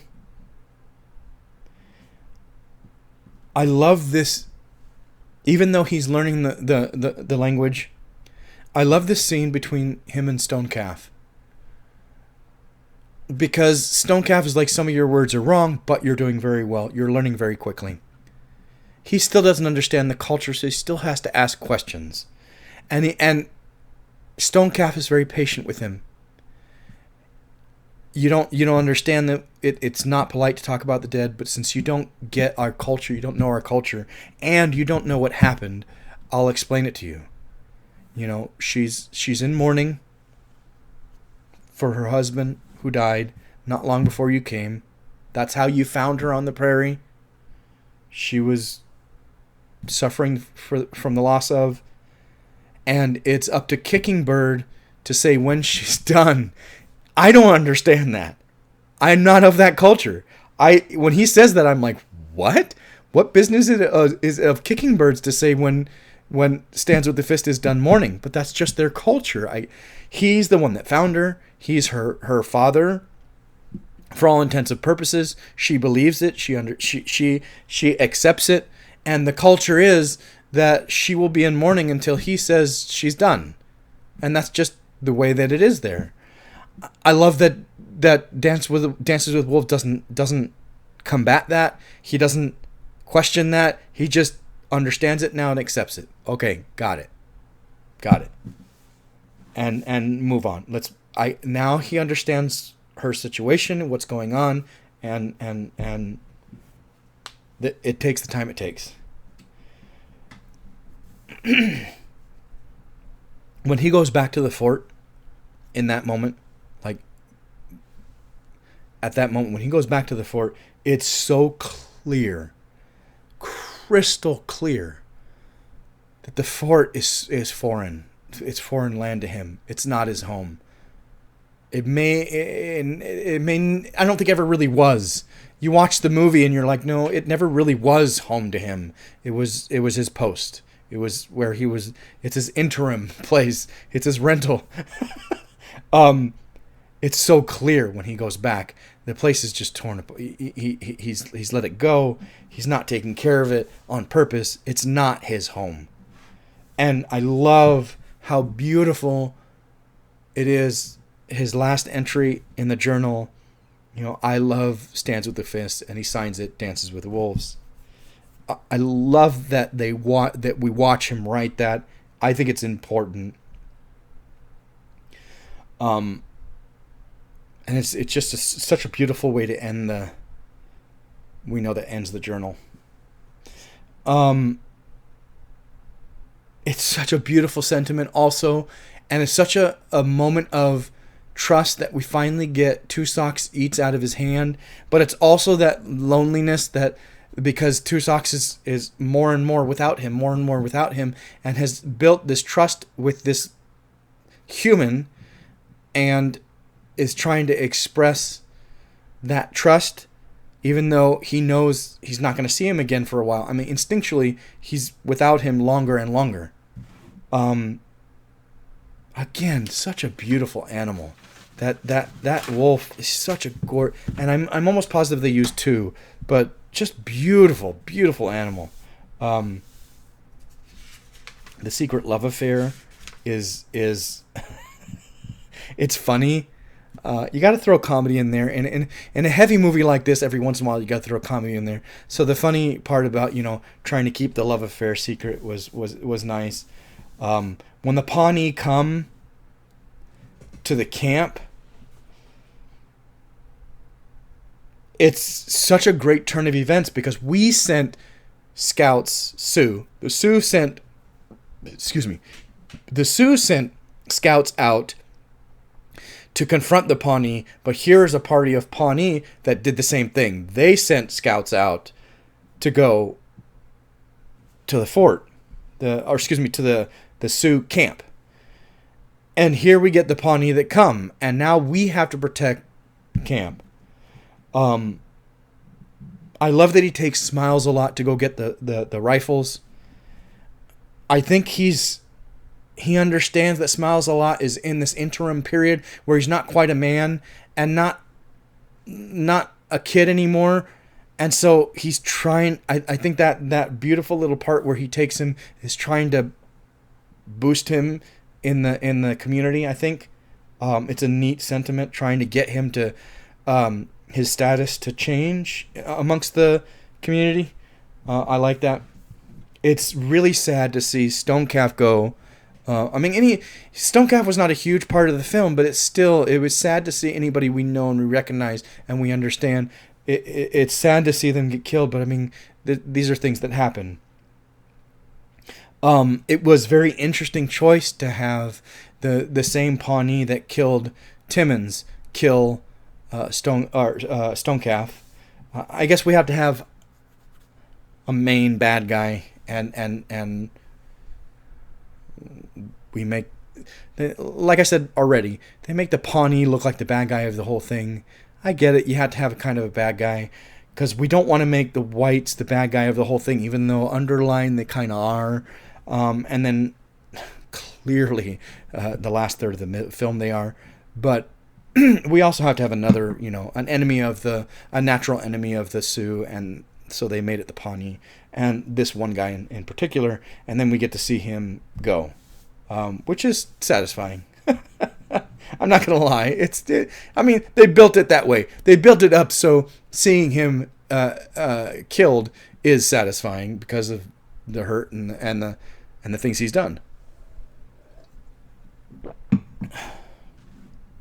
As I heard my Sioux name being called over and over, I knew for the first time who I really was.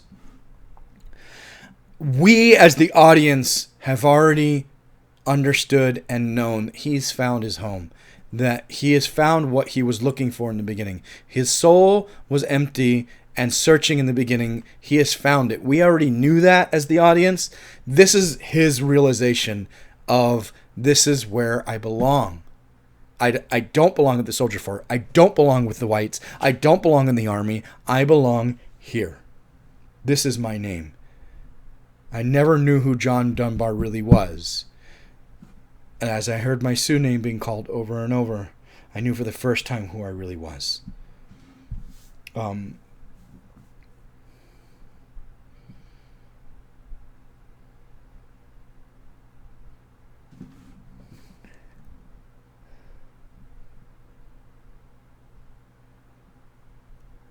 Oh, his wife. Oh, okay. My handwriting is so poor sometimes. I love this part when Kicking Bird's wife, what the hell is her name? Blackshaw. I love I love that Blackshaw has to tell Kicking Bird that that Stands with the Fist has found love again. That it's time for her to stop mourning. She hints at it. Just like when in the beginning when Ten Bears has to like hint at him to like tell me about the white guy. Tell me about what you saw. Because I know something's wrong. I know something's up. And so she's like, yeah, you'll see it. You'll know it when you see them together. You should. How long is she gonna mourn? Why? Because she's ready. I think it's funny, and of course he's a little hurt by it, and it's funny. And the way he releases her is hilarious. It's so abrupt and ridiculous. You will no longer mourn, and then he turns around and walks away, and she's like shocked, like she doesn't need to say anything because there's nothing to say. It's just like, okay. It's a cute little scene. It's a neat little scene. Oh, and then it's so wonderful to see the entire tribe except Dances with Wolves. And one of the most beautiful sentiments of that is this part where he wants to get married, and wind in his hair and Smiles a lot go to play a joke on him about you don't have a lot, and a Sioux woman is expensive, and we don't know if you're going to be able to get married because you can't afford it. And then they're like, okay, hold on, wait a second. We'll see if we can get a collection so that you can buy. And like everybody's in on it. Everybody's putting stuff in front of Kicking Bird's door as if it's from Dunbar. And then of course everybody takes their shit back.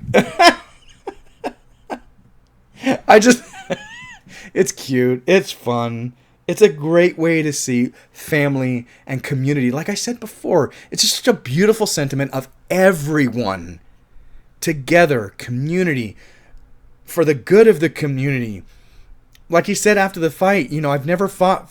There was no dark political objective. Like he says that. There was no dark political objective. This was not about money. This was not about territory. This was about family. This is about defending our home and our supplies and our women. And he'd never felt that kind of community. He'd never felt that kind of living. And it's so simple and pure.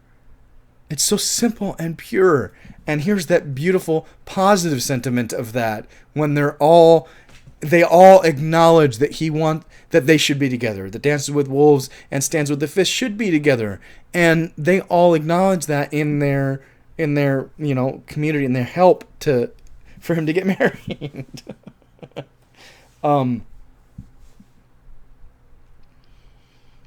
Oh. Okay, here's that point. Here's that beautiful point where I realize something.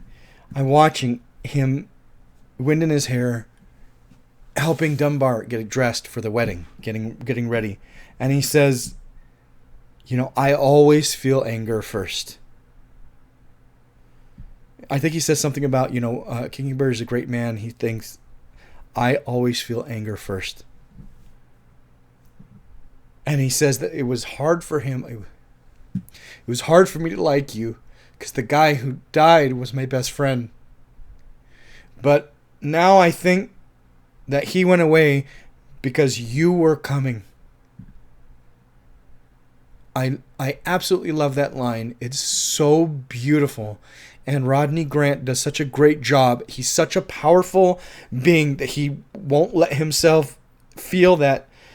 He won't let himself cry. He won't let himself feel it. But he has to get this point across. And how he does it is beautiful in his character. Within his character. Grant did a fantastic job with this line. I think he went away because you were coming.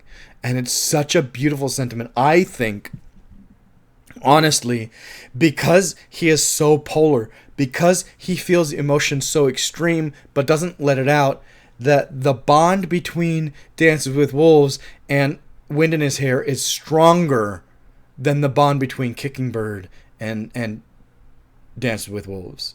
Even though the bond between Dances with Wolves and Kicking Bird is more important, I feel that the other one is stronger with Wind in His Hair. And this is one of those moments where I feel that. I feel that. At this moment, when I was realizing that, when I was feeling those emotions in him saying that, I realized that when I took the question from the book, which is which character were you most able to identify with, connect with, in what way, and I changed it to which character would you like to play, and I instinctively was like Kicking Bird, but then had that second thought of, oh yeah, I like Wind in His Hair too. It wasn't until I watched this again. I mean, it's been maybe a month, a couple of months maybe since I've seen it. So when I watched this again with the book in mind, I started realizing that question didn't need to be changed. I could easily say that the character I connect with is Wind in His Hair, and the character I get it. His passion for life, he has that sense of doing the right thing, but he's also very passionate. And that bond of friendship between him and Dances with Wolves is amazing. I love it.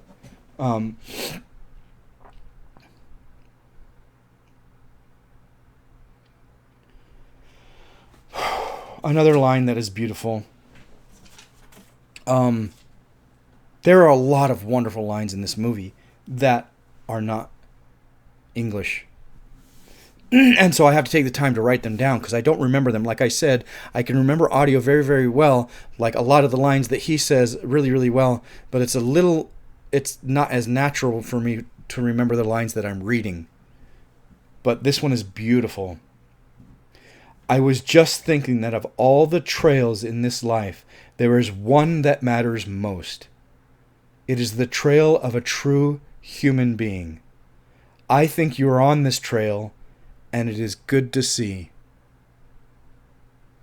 That it's such a beautiful line Kicking Bird tells Dances with Wolves as he's taking him to the special place, the sacred land. He tells him that when they start their journey, and it's such a beautiful sentiment. It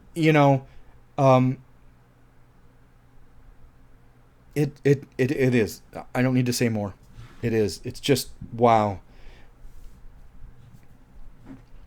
The beautiful shot of the sacred place when they crest the hill, and you see that beautiful shot of before we see what's happened to it, we see that beautiful shot of what they call the sacred place. Even our enemies agree that this is a sacred place, and he says that many believe that all the animals sprang forth from this place. It is gorgeous. Wow. Again, the cinematography, some of the shots they got in this film are just breathtaking, and that's one of them. Absolutely one of them. It's so sad to see what's been done to this land, this sacred place. The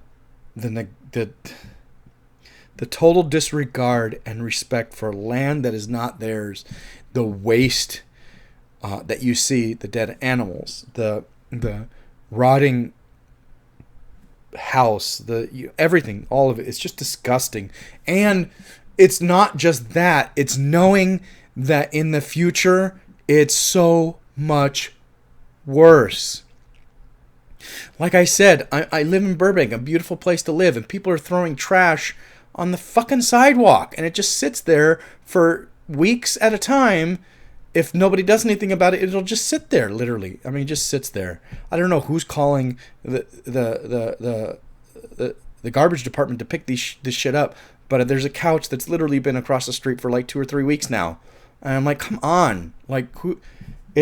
It's sad that we haven't learned as a society. We put these things in movies and we go, oh, how awful, how tragic, and then we don't do anything when it happens in real life. It's so sad. If I could do something, I would, but I have no ability to take like I said, I've done it several times. I've gone over there to pick up trash, but I have no ability to pick up a couch and throw it away. I can't. Back to the movie. It's hard to know. It's hard to see how beautiful that is, to see that waste and then know what happens in the future to this land. And it's not like that anymore. And to see the passion and the anger finally in Dances with Wolves, we should wait for these people and kill them. He is now so much part of the community. He now feels that anger. This Dance with Wolves at this point would have gone with them to kill the men who killed and wasted all that buffalo meat, 2 hours earlier. Absolutely. So his progression as a character is leaps and bounds at this point. So it's so interesting to see this character now so frustrated and so angry, and Kicking Bird is hurt and frustrated. And it's like, no, they've been gone for a while. We should just water the horses and go. He's hurt. It's hard. It's hard for him to see that. And then when Dances with Wolves finally settles with him, I think it's a camp that night. I think, as many times as I've seen this, I don't remember 100%. Where he tells him how many white people are coming. And he's like, how many? He says, like the stars. And that just, every time he says that, it's hard to hear because you know the future. You know what happens to these people. The Native Americans have all been but wiped out. Their culture is gone. Their land is gone. And now we've put them on little pieces of property around the country. And it's not ours. It's theirs. And it's so sad. It's just sad. It's sad. And that line always kills me because we know the future because we're living it. We're living the future of that past. It's a hard line. Our country is all we have, and we will fight to keep it. That's what Ten Bear says after they tell him about how many whites are coming. He tries to look at the positive side of it. We've always fought them. They've always come. We've always fought them. They've always come. We've always fought them. And he feels like that maybe maybe it comes with age, and he knows he's definitely not going to be here to see this time. And maybe it's just trying to stay positive. That we will survive this, that we will be okay. And they all but don't. Almost don't. It's hard. This is why I said I love this movie was made. I love that Costner made it and made such a statement in 1990. And I love that people still watch this movie today. Because it is an important piece of, even though maybe these things aren't 100% true and didn't 100% happen, these things like this did happen. This did happen. The army shows up. Okay, here's where everything goes to shit. I know it's been almost 2 hours, and I only have 2 more pages left. We're almost done.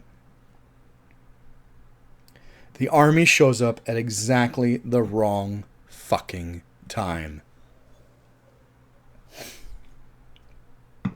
And you know it. You know it in the music when he says, when Stands with the Fish says, you have everything you need from the soldier fort? Yeah, there's nothing for me there. And as soon as he realizes, oh shit, the journal, the music tells you something bad's coming. Something's bad coming. Something bad. Normally, I would fault music for doing that. Don't tell us ahead of time how we're supposed to feel. This time, it works. Horror movies do it all the time. Sometimes it's real frustrating. Horror movies can't scare me because they constantly tell me you're about to be scared. That's part of it. But the music tells me right away something bad is going to happen before it even does. And then we go, he's going back with such urgency that you know something bad's going to happen. Do you expect what happens? No. I wasn't expecting what happened. To see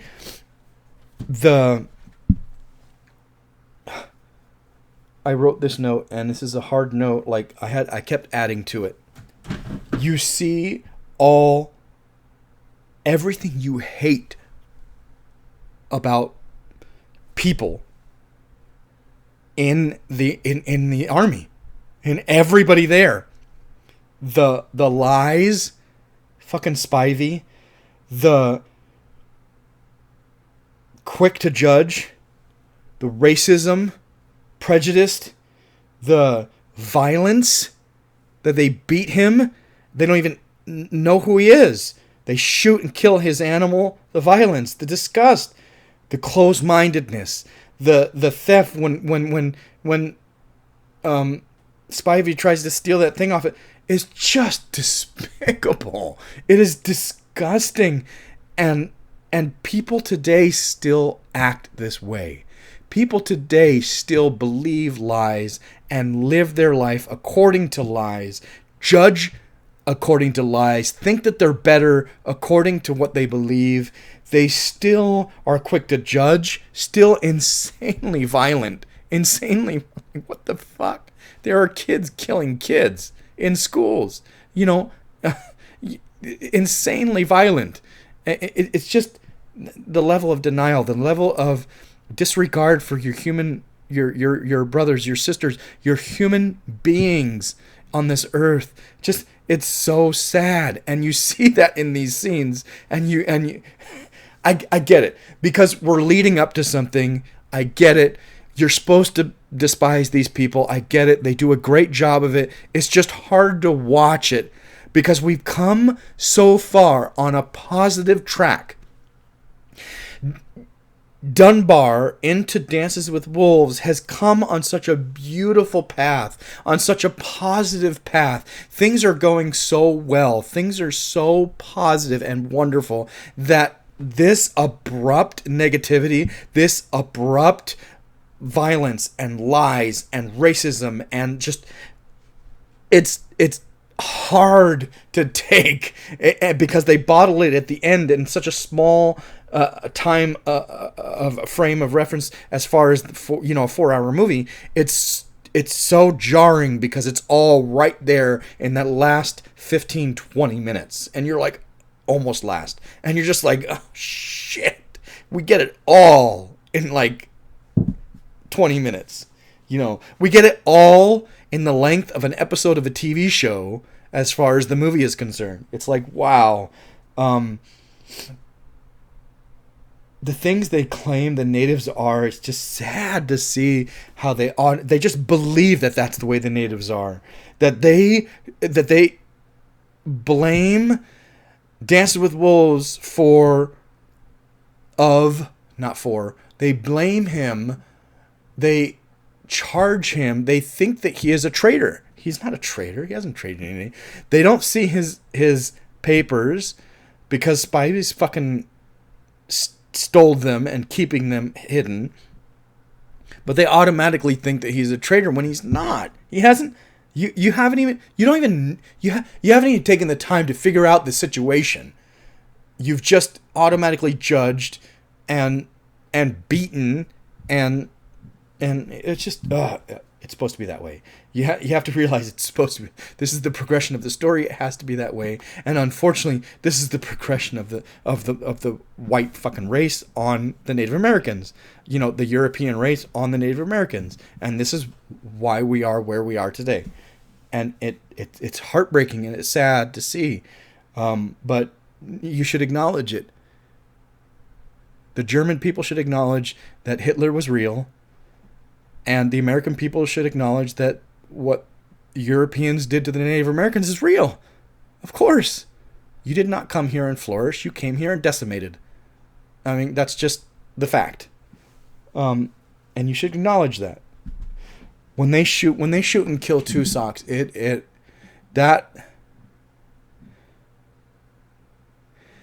in my mind, to me, as an audience member, I'm like, that's it. I don't care about a one of them. I mean, that one lieutenant, okay, maybe. That one lieutenant's kind of, he's the only one that's like semi-redeemable, even though he's not standing up for what he knows is right. You can see him not stand up for what he knows he's right. He's exerting himself when he can, and exerting his power when he can, but where he is outranked, he will not stand up. And that's hard to see, but it's a choice. I get it. It's fine. So he's the only redeemable person in all of them. And when they kill Tusocks, it's like that. I don't give a shit about any of you. I hope that you all die. And when they do, it's satisfying. Yes, that's the progression of those scenes. How I'm assuming it was done on purpose. So when Timmons get killed, remember I was saying, I'm not sure how to feel. Timmons wasn't really that bad, and the Pawnee are supposed to be bad. So how do you feel about that one? But then you move on to the white men who killed all those buffalo. I also don't know how to feel. It's such a waste. It's so heartbreaking. Like, I kind of feel for the natives, like, fuck them. But I also kind of feel Dunbar too, and so you're kind of torn. And, it leads up to this one. I have no back and forth, no qualm, I don't give a shit about any one of those people that had died. And I'm satisfied when they do get killed. And even Dances with Wolves character later on says, killing those men felt right. It was right. I have no problem killing them whatsoever. And I agree with him. I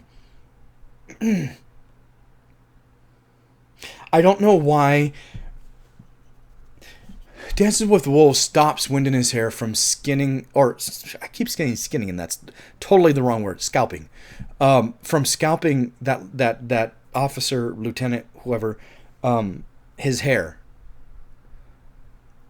I don't know why. I mean, we get why he stopped him. I don't know why he doesn't explain why he's stopping him. Dances with Wolves has the language. He's been talking to them for a while. He knows them.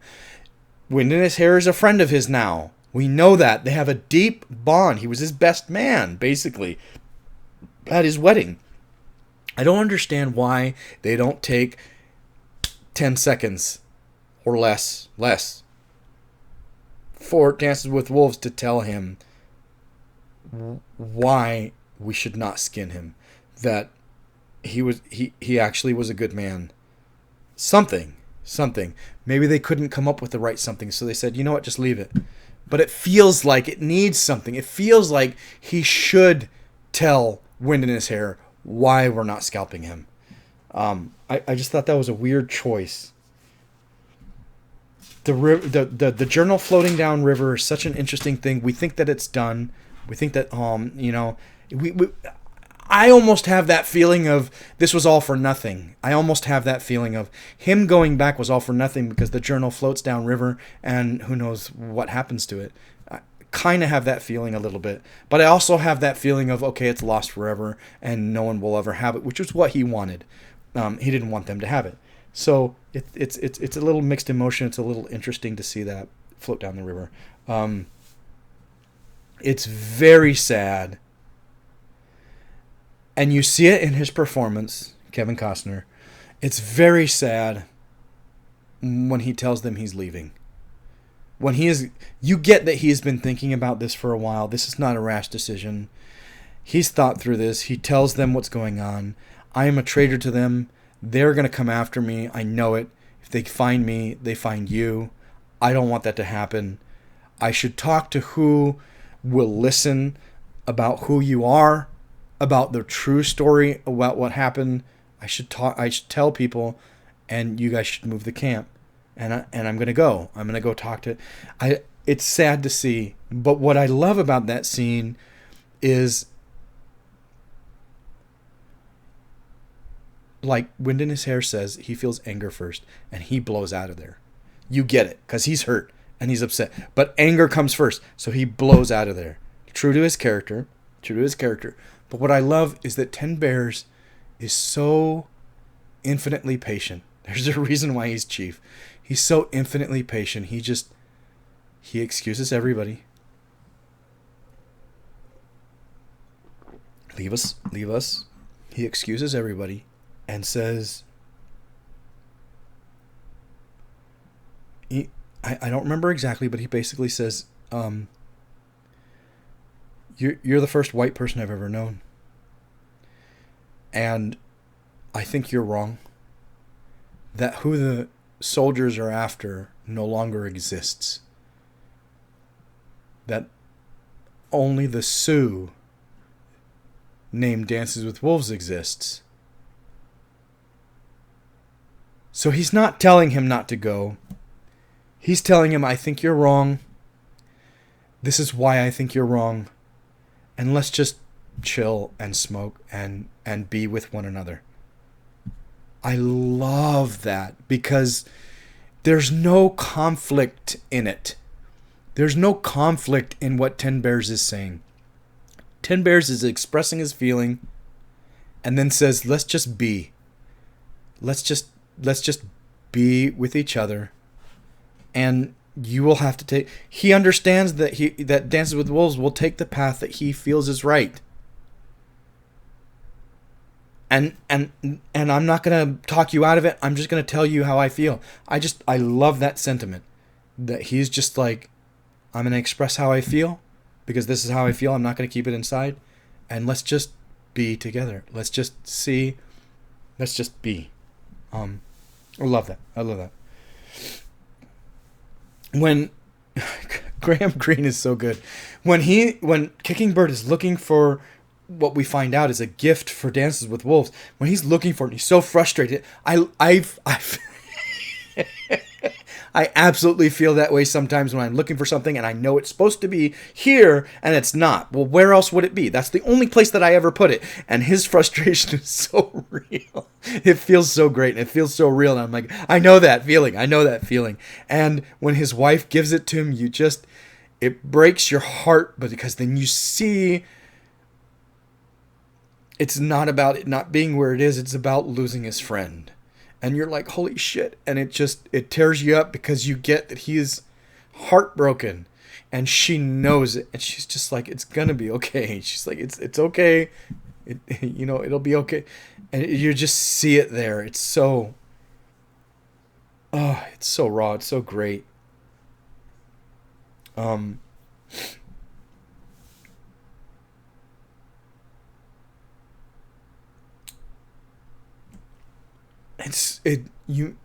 You've gone 4 hours, and most of this 4 hours has been this building of this relationship that started with Dances with Wolves and Kicking Bird, because Kicking Bird is the one that came to steal the horse. So it started with them.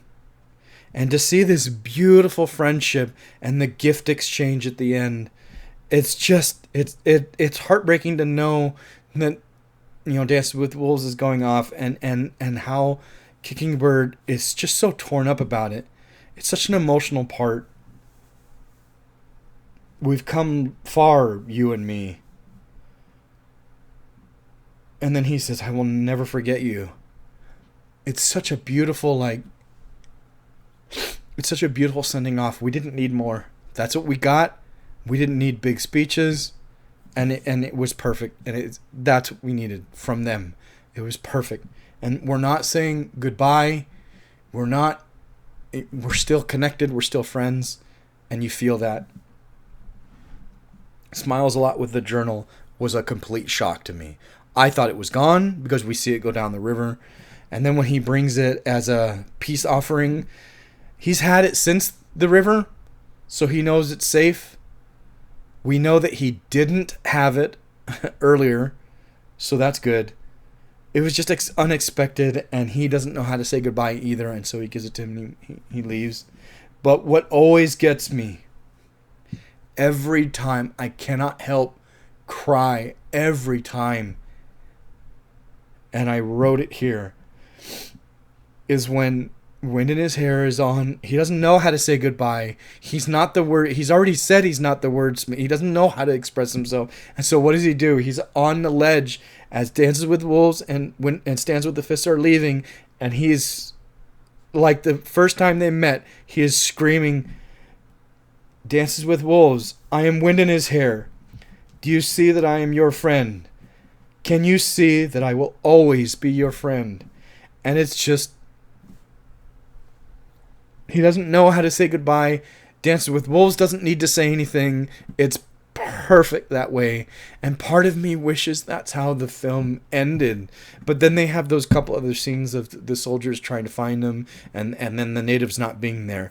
I understand we have to show that, because we have to show that Ten Bears took Dances with Wolves' advice and moved the camp just in time for the soldiers to miss them. I get it. But that part with wind in his hair, I always, like, as an emotionally and as an audience member, I want it to end there. I want that to be the end, because it's so powerful and so beautiful and just pulls at the heartstrings. Like, oh my God, yes, that's perfect for his character. And Rodney Grant does such a great job. And you're just like, that's where I want it to end. And then I want to see them going up the trail, and that last dialogue of information, but I get how important that other scene is to that the soldiers miss them. I get it. Okay, sorry this was 2 hours 10, but we're talking about a 4-hour movie. I talked half as long as the movie was. The truth is, I could have talked a lot longer. Dances with Wolves, absolutely love it. If you haven't seen it, watch it. Watch the director's version. If all you've seen is the regular version, theatrical version, go watch the director's version.